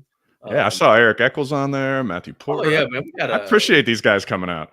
Oh yeah, we got when they heard a legend was going to be in the building, like, oh. I don't know if I'm legendary yet, but I'm working on it. I saw one dude outside with a sleeping bag. I don't know what that was about, but it was like buying concert tickets in the 1990s. It happened, Yeah. Carp said a Big Keith Honeycutt is notorious for his stall mats units of measure. Rory Ellis, the roar man himself, said, "What up, Rob?" Nice. I'm telling you, this is you're big. You got to start doing like the Rob Van Dam. I'm a big deal. Yeah. In fact, I encourage you to tell your wife that when we get off of here, go and make sure you let her know I'm a big deal. Tell her that. Yeah. I mean, I really appreciate it. It's the friendships and the people I've met in this community are great, and even people I don't know personally yet. I say yet because I look forward to meeting them at Home Gym Con and other places. So speaking of people you've met and relationships you met, see the segue right here? I know what I'm doing. All right. I like it. So you've had some really cool guests, including CT Fletcher. What's your secret to getting guests who not only satisfy your inner lifting history nerd, but who also be interesting to the people who are watching? Yeah, I think you have to be somewhat, I don't want to say selfish, but somewhat just focused on what you're interested in first. And I know that's kind of like a boring answer in a way, but if you're not engaged in this, and this is something offline I've chatted about with you, just message back and forth about that, like, I don't feel like if you're not engaged with what you're talking about and you're not interested in it, well, then it's not going to be entertaining to someone else to listen to. So I don't invite people on my podcast that I'm not interested in talking to. So that's where I start. That's like the jumping off point. Like, am I curious about what you're doing? Do I think you have a place in strength history is really how I filter my podcast guests. So, and then from there, then I flip it when I'm doing the research on the guest. Okay, what do I think? I'm interested in this guest, but what do I think other people will also be entertained? Like, what do they want to know about? Exactly. Yep. Okay. So when I'm doing the research, once I've confirmed that they're coming on and I'm doing the research, that's where I really think about the audience a little bit more. Yeah. Shout out to confirm that they're coming on. You not thoughts about that. Ain't nothing to get ghosted. Fingers crossed always. Every time. Rory Ellis said, Rob helped me flip vintage 70-pound strongman plates. There you go. Bought them for $100 a pair and sold them for $400. All right. And Carlos is concerned because he said, if you do what I tell you, you're going to end up getting divorced. That's not going to happen. You just sleep in the shed. Nah. But that's why you bought a shed in the first place. Okay. Anyway. So, and then Jake, who coincidentally is going to appear in my list of questions. Jake said he woke up at 4 a.m. just for this event. Man, so, that's dedication. Hey, it's like waiting for concert tickets, man. I'm telling you. So, yakety dackety. What's the phrase? Yakety smackety. I'm telling you. Yakety smackety. I'm telling you, everybody's watching this. So it's on YouTube. It's like come to Tasmania, and you just say yakety smackety. You're gonna get a copyright claim from WB. Oh yeah, well probably yeah. So once again, another segue. This is so smooth here. It doesn't happen when you're not around. So Jake says something, and now the question's about Jake. Because I've always tried to make Garage Gym Life a collaborative brand. I get, no joke, I get tremendous satisfaction from seeing the growth of content creators who've gotten their start by doing, projects for Garage Gym Life, whether it's writing articles, writing blog posts, doing videos for us. I get tremendous satisfaction over seeing those people. Then like the whole point was for people to find out about him. So people find out about him and then they start getting, whatever. And I feel tremendous satisfaction about that. Now, Jake is doing at Garage Gym Experiment. He's doing a similar thing with Garage Gym Radio. So I realize that he's listening. We didn't, but still talk about the effect that his encouragement and so not just his encouragement, but also he gave you access to his platform. Talk about the effect that has had on your brand and your YouTube channel. Yeah, I mean, no one posts, or at least I hope no one posts pictures of old weights and thinks they're going to be like a sensation overnight. I mean, it's a small segment of an already small hobby. So, right.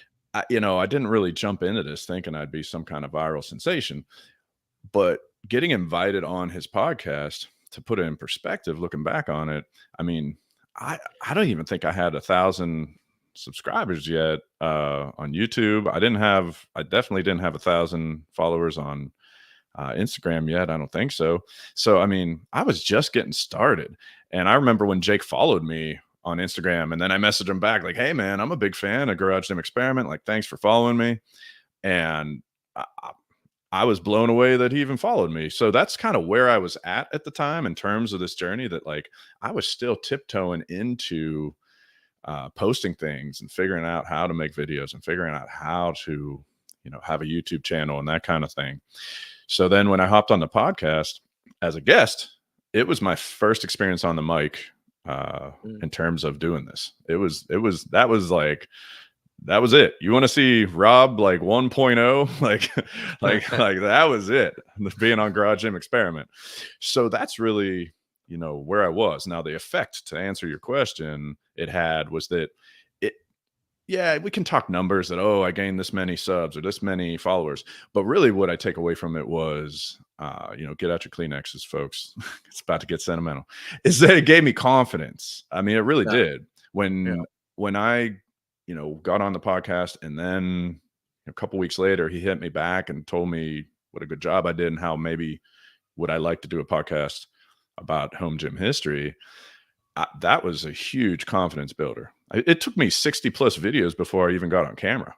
I used to record all my videos. If you go back, my first 60 videos, you don't see anything but my hands, like fixing weights and stuff. That's it. And a lot of them, I don't even use my voice. I wasn't even talking on videos for like 20 some videos because I was kind of really slow and shy to come to this. So confidence was the big thing that I took away from it all. So I got your Instagram going across the bottom. Everybody needs to, I already told you to subscribe to @VintageWeightsPGH on YouTube. And now that you know his name, also go over to Instagram and follow Vintage Weights PGH on Instagram, and he's on Facebook as well too. So follow him. Just basically go at every platform you think of and just put in Vintage Weights PGH. Yeah, it pops up. Go ahead, hit that follow button for him. Appreciate it.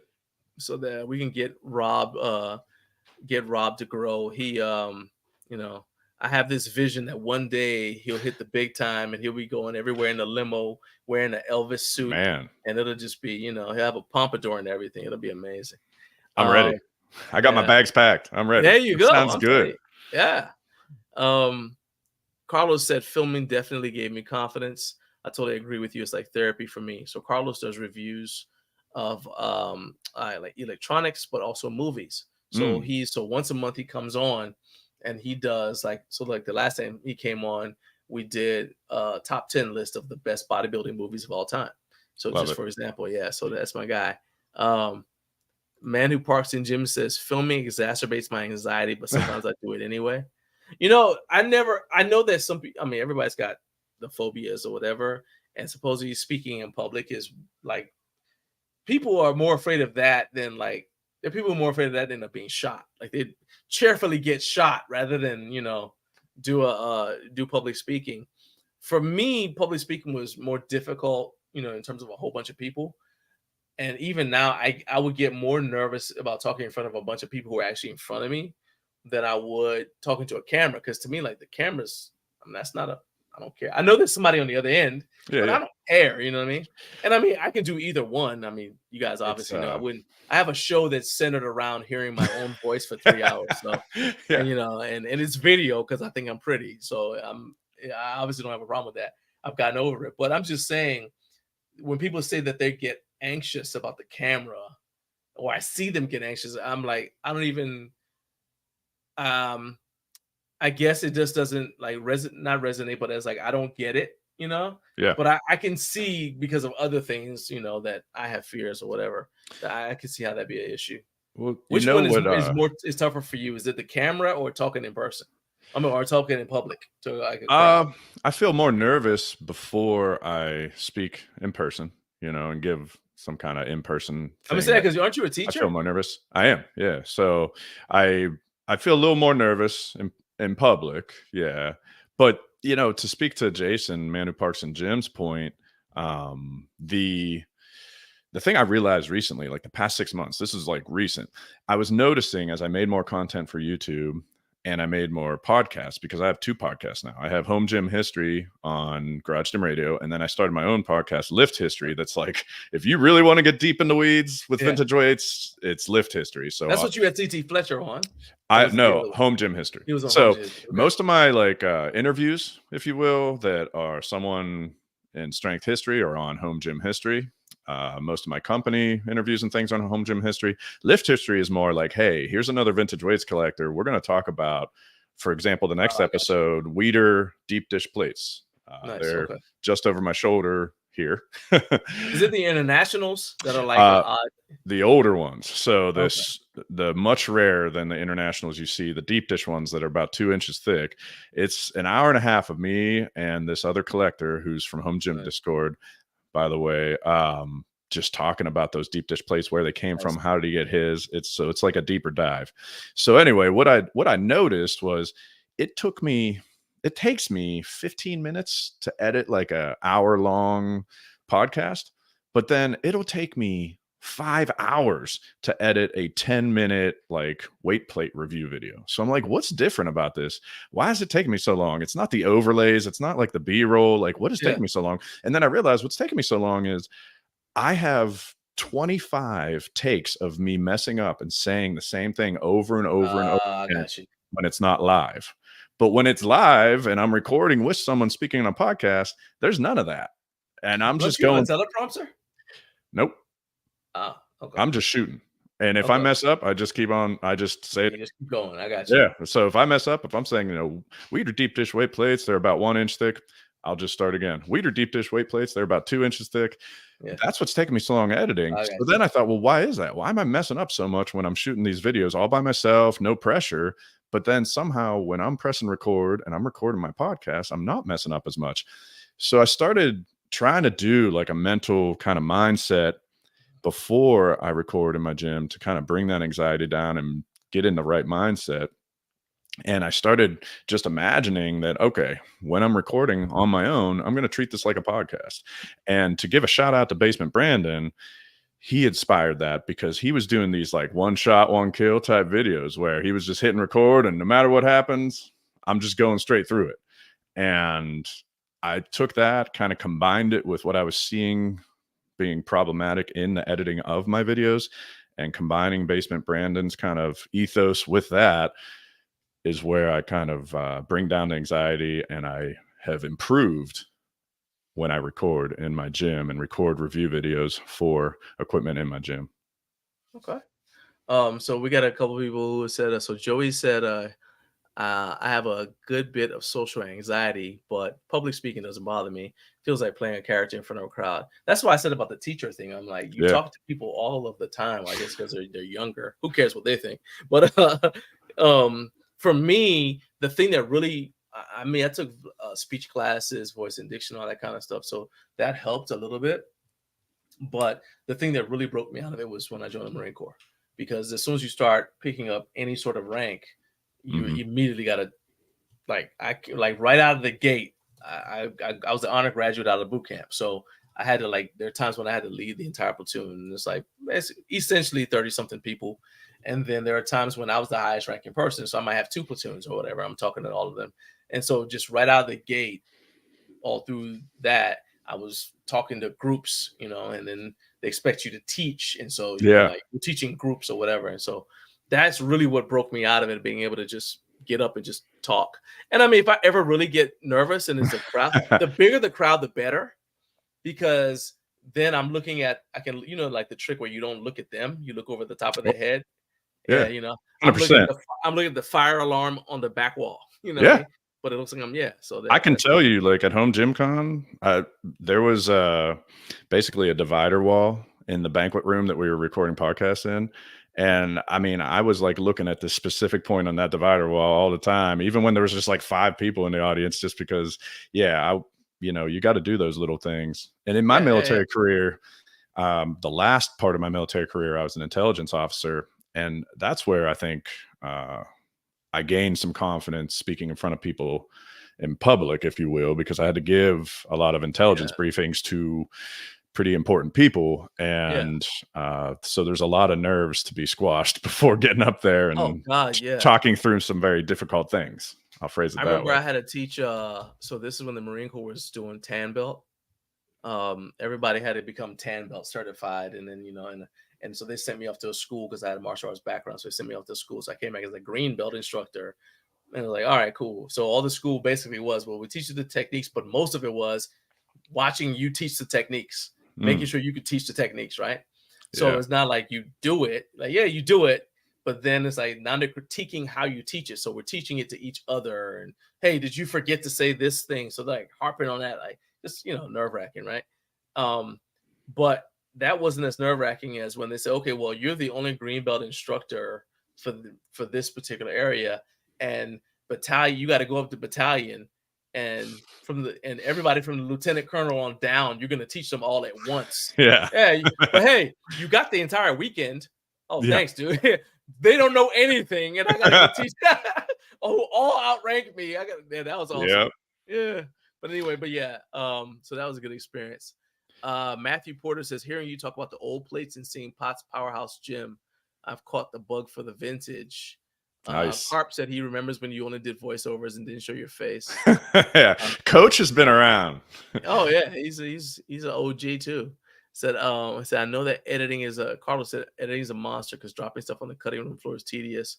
Sometimes it's like, for me, what makes editing take longer is like you get attached to certain pieces of content. You're like, oh, I like that, but then it ends up not fitting.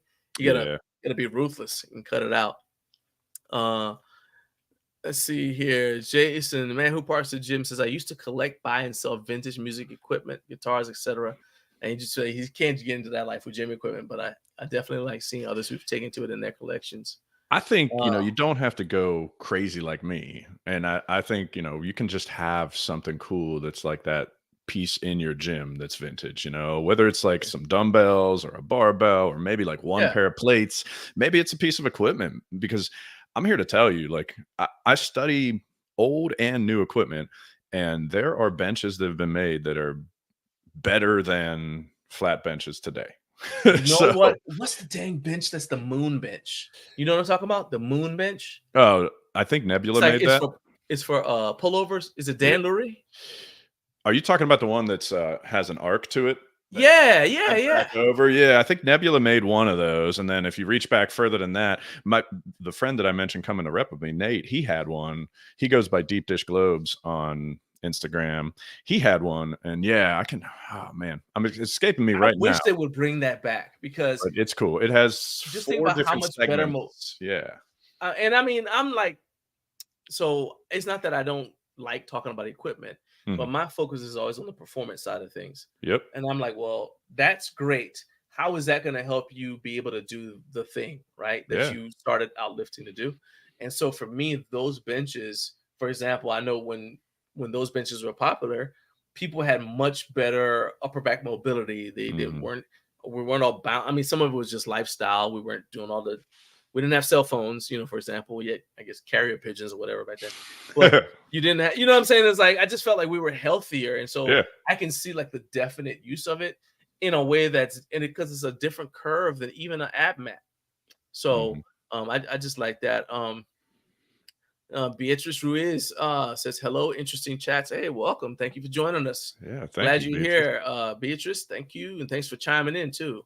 Before we get too far away from from it, Matthew Porter mentioned Potts Powerhouse. That's a great follow on Instagram too. Mike's a vintage collector, and he's a way better cameraman than me. Okay. He makes the way he shoots pictures and videos of his old weights is artistic, out of this world. So yeah, check him out.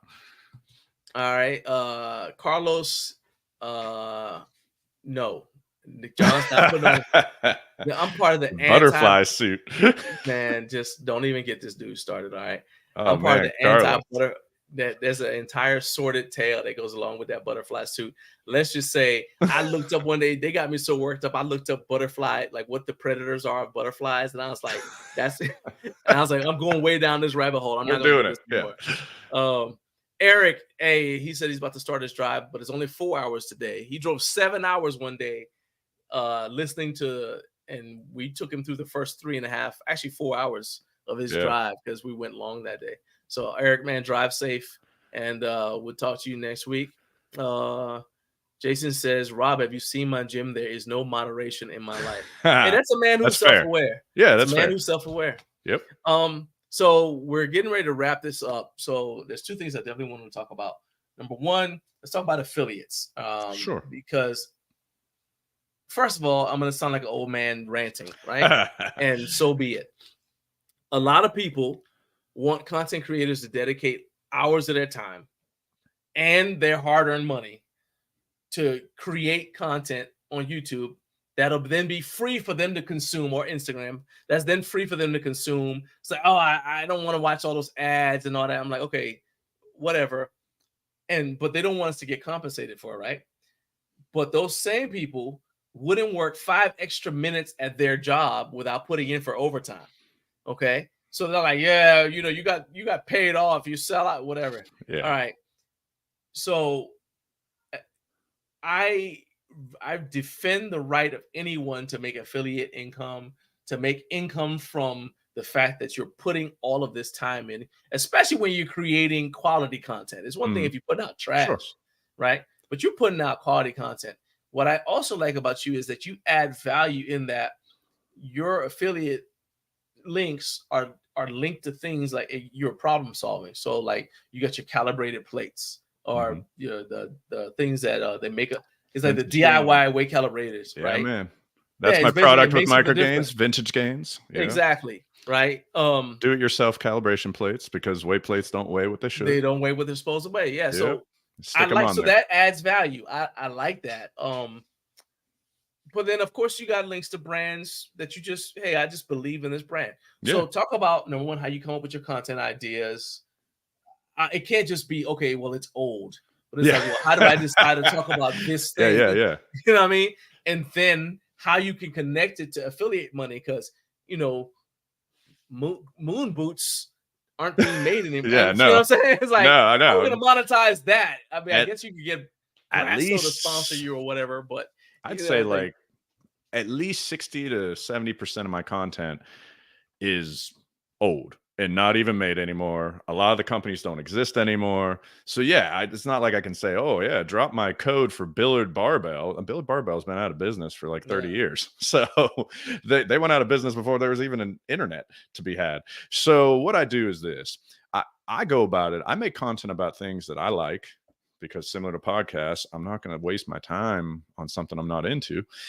So stuff I'm curious about, and I make content to educate, because I want to be the resource for strength history and physical culture. I want to be the resource that people go to if they find an old weight plate or they find an old bench or something. They're like, I don't know what this is. I want them to go to vintageweightspgh.com. I want them to find it. I want them to go to my YouTube channel and see a whole video about it. Now, that's a pretty big undertaking, and I'm only releasing one video a week. So it's going to take me a while, but I'm getting there, weight plates, bars, equipment. I'm getting there one by one. So then affiliates, there's two ways. If it's a video that has nothing to do with anything that's modern, then I just usually encourage, hey, shop for anything you want through my Amazon affiliate, because you can go on there and buy a beach umbrella. And if you click on my Amazon affiliate first, it's going to earn me some cash, a couple pennies, 50 cents. but it's going to be the same price to you. So the way I phrase it in the videos, and the way I'll phrase it right now, is that it's like leaving a tip when you go out to eat. So if you enjoyed this video, then next time you shop on Amazon, go through my Amazon affiliate and just leave me a little tip. Nice.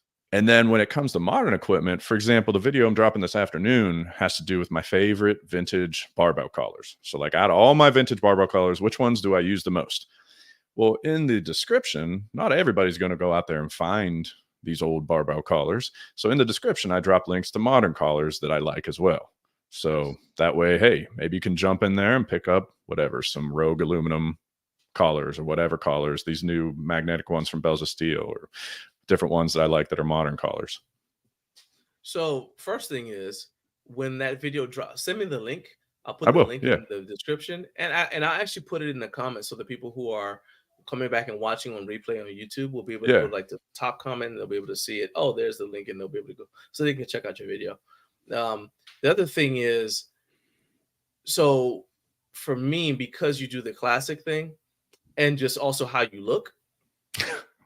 No, I mean seriously, it's like, so it's like it wouldn't work for me, right? So I'm thinking like old products, like so like classic like hair products or whatever. There you go, like a pomade. What's it called? Yeah, the pomade pomade for your hair. Yeah, it's like, yeah, you know, like, hey, it's like I can even see it. It's like, hey, you know, I like classic weights. I like classic weights, you know, and I like classic shaving or whatever. So, you know, you can get. I'd like to get some sponsorships, and I've reached out to various products and companies that I own, but no takers yet. But I'd like to get some sponsorships from various products and things with my weight restorations, because I think that's the camera. Avenue. Yeah, for sure. Cameras, you use the road. You are the person. The microphones. You're the reason why I got a Rode mic. And you're actually, someone else just got a set yesterday. So like altogether, Rode ought to be paying you money. 6 different people have gotten Rode wireless go-to mics because of me, and I got them because of Gluck. So I mean, this word of mouth kind of stuff happens too.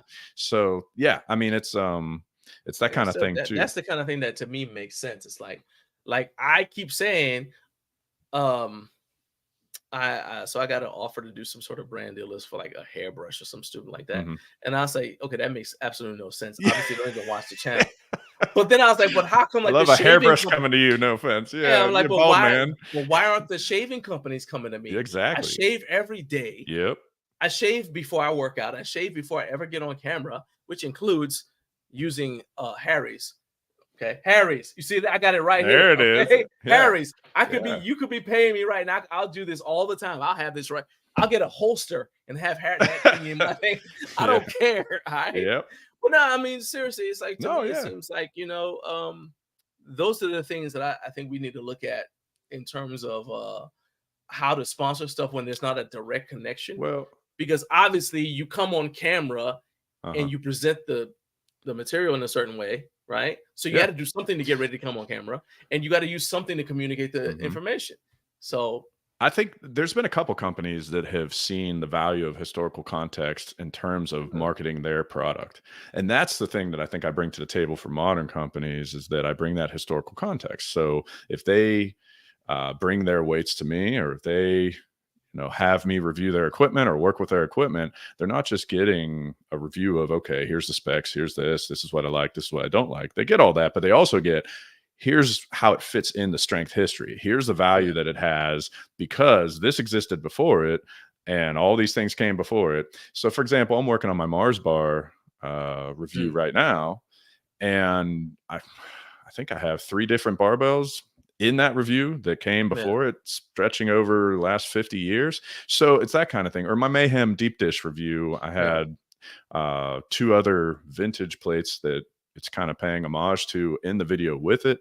So that's something that AdMat kind of saw in me, and some other companies saw in me, that I think other companies, I hope in the future, will see some value in. Dude, and I know that this is like kind of getting into the weeds a little bit, but this is like the kind of thing that, and I actually, for like the members only videos on my channel, I'm going to start doing more stuff like this, where I just talk about stuff that relates to trying to grow your channel and find, and try to make a living at YouTube. Like, we're all trying to do it. It's not like I know everything, but I'm willing to tell people everything I know And also I want to learn from other people. Like, hey, tell me this thing so that we can all, make this thing work. Because if we can make money doing it, that means the product is just going to get better, right? Yeah. But I say that to say that the idea about the shaving came not just because the hairbrush people reached out to me, but also because have you ever like look at your videos and see like what the ads are that YouTube puts in your videos? They're not always exercise related.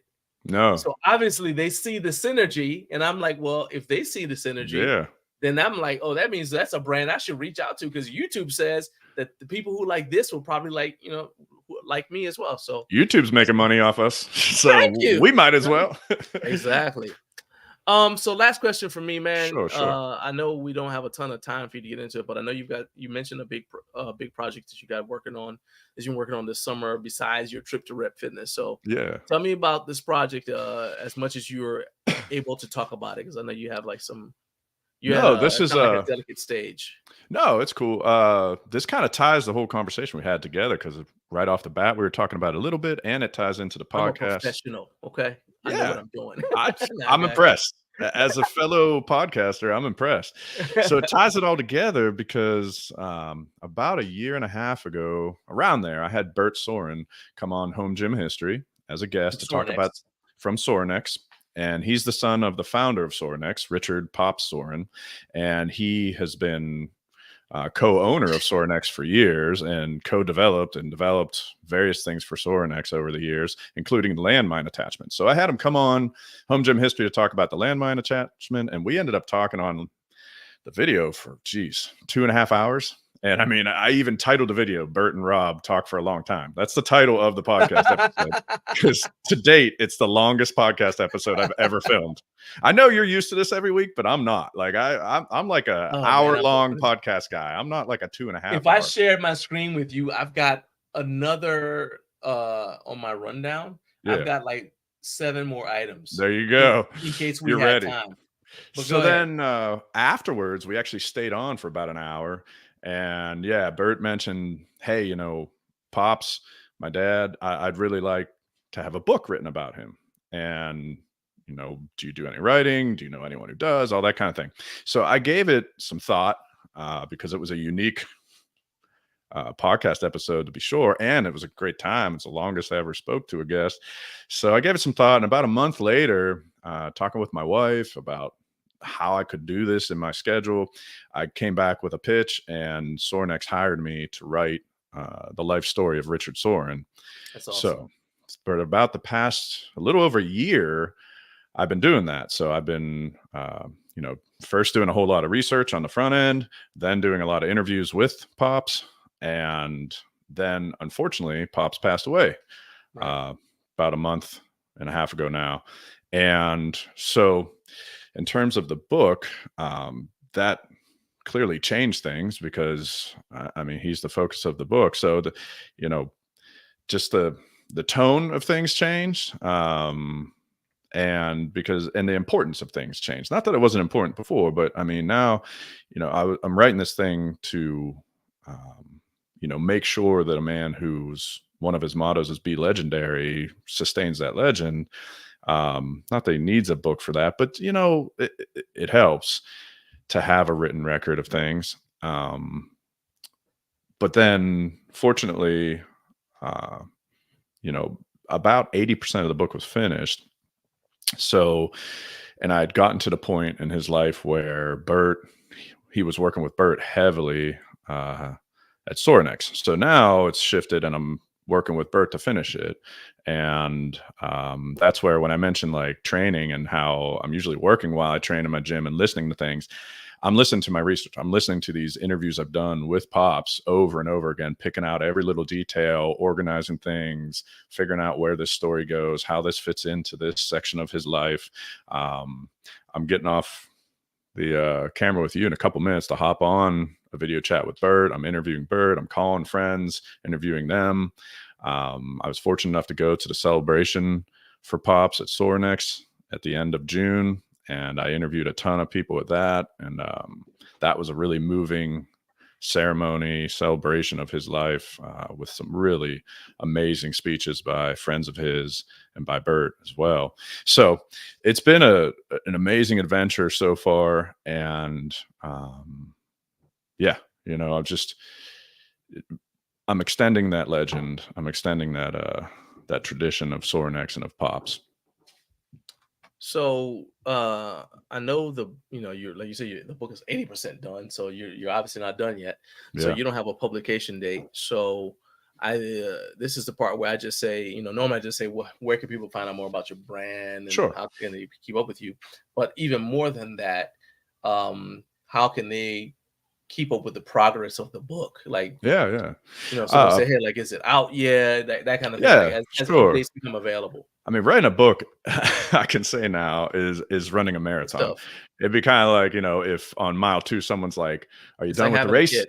Yeah, "Are you done with the race yet?" And you're like, "Dude, I'm on mile 2 of Yeah. 26." So yeah, I mean, I don't mind saying it. I'll tell you right now. If you follow me everywhere you follow me, whether it's Instagram or YouTube, I was keeping it under wraps for that year as it took shape, and now that we're getting near the finish line, I think Bert and I are both more comfortable talking about it.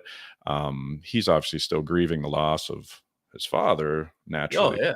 To the strength community, it's Pops, but it's also, you got to keep in mind this is Bert's dad. So as far as I'm concerned, to keep up with the status of the book and like where it is and how it's progressing, my goals are by the end of the summer to finish completely. I'm on the last 3 chapters to completely finish and spend the fall editing and formatting for pictures and that kind of thing. And then I want to have it out in the new year. So my goal is have it out in the new year. At the very latest by Home Gym Con, by Summer Strong. Summer Strong's usually in May for Sorinex. So at the very latest, have it out by then. But yeah, my hope is to have it out by the new year. And then now that we're talking more publicly about it, I plan to post things here and there, the same way I would with other projects that, hey, I'm chipping away at this Mars bar video, or I'm doing this, or I'm doing that, post a little like, hey, just finished the last chapter, So do you have you have a newsletter? I don't have a newsletter. Because that sounds like that'd be like, yeah. I know it's more writing, but it's like, it's like the same stuff you'd put on Instagram, just put it in a newsletter, and then people can sign up for the newsletter. I actually have a sign up for a newsletter called The Old News. Since go. it's about vintage weights, it's on my website, vintageweightspgh.com. You can throw that on there. Yeah, if enough people sign up for that, I'm going to start doing that. So that's another goal of mine. You know the path I'm taking, John. There you go. That's why you're my manager. So everybody, you guys want to know about this project, go to vintageweightspgh.com, sign up for the newsletter, and then you guys will know when the book comes out. He may be persuaded to show you guys like maybe some images or whatever from the book when you get to that point, or just whatever he wants to do. So, but you never know. Don't go and sign up for the newsletter, and then you also get to find out about some cool stuff as well. So you guys make sure you're doing that. If I had to just say one thing about it that I've learned without giving too much away, is that as a student of history, as a strength historian, having spent a year interviewing Pops now and working with Sorinex and researching this, Sorinex has innovated way more than I ever knew in the home gym space. Nice. The things and products, the equipment and products that we use on a daily basis from a multitude of companies, there are way more than people recognize, I think, that I ever recognized that came from that man's mind. So I think it'll be an interesting read, because as people read it, I think they'll look around their gym and be like, oh my goodness, like he was sitting there doing this and came up with this thing. Nice. So yeah. So it'll be fun. You already got one sale, because Eric Echo says, there you go. You're supposed to be driving right now, mind you. Yeah, get eyes on the road, Eric. Yeah. 10 and 2. 10 and 2. Same thing had to come back. He's driving to a strongman competition and in the live chat. Oh my goodness. But anyway, but Eric said he wants to get his copy signed at Home Gym Con next year, which I think it'd be my honor. Man, that would be so awesome. Dude, thank you so much. Speaking of honor, it is an honor to have you on here. I was finally able to return the favor, because you had me as a guest on your podcast, and you put up with all my rambling, because I don't even really remember what I told you. I vaguely remember we talked about you said you were doing a project for Pittsburgh, Yeah, or something like that. You wanted that, like another historical project, but I can't remember anything that I told you. That's what's hilarious. So, Hey, it's my it was a good pleasure to have time. you on. Please, I know your time gets tight in the fall, but I would definitely love to have you come back on. I'd love it. We'll let you go with this one last yakety smackety. I'm gonna send that Yeah, to you. So you see yakety what it is. smackety. All right, and don't you look at it and then you play it for your wife, and she'll tell you, "Oh yeah, that's you." Yeah. I'll All try. right, Hey, Rob, thank man, you. thank you for being here. I appreciate you being here, my man. All Have right, a take good care, day. John. All right, man. Later. All right, so that is our show. I appreciate all you guys for being here once again. You made it through another, believe it or not, this is over. We're almost at the 4-hour mark, and you guys stuck it through. This is the thing I think about every time I think about all the people who told me that having a morning show around home gym culture wouldn't work. But dadgummit, it's working, and it's working because of you guys. So only thing I really shouldn't ask you for anything more than what you're already doing, but I'm going to ask you do one more thing. Spread the word about what we're doing here, because I think that this is something special. And this thing doesn't grow without you guys, and without you guys, it's going to die. So thank you from the bottom of my heart. Next week, I do have my guests lined up, but I don't have any pictures for the thumbnails. So because I don't have pictures for the thumbnails, I can't create the live stream. So we'll get everything together. So what I need you guys to do, just follow at Garage Gym Life on Threads, on Instagram too, if you want to DM me, but follow at Garage Gym Life on Threads, because that's where I give the updates about the behind the scenes stuff that's going on here. And I'll be able to let you guys know about all the guests. All right. If you are checking this out on replay, or you are listening to this on audio on Podbean, thank you so much. Remember, go to YouTube, Garage Gym Life, subscribe. Thank you so much for all you guys do. And I'll see you guys next week.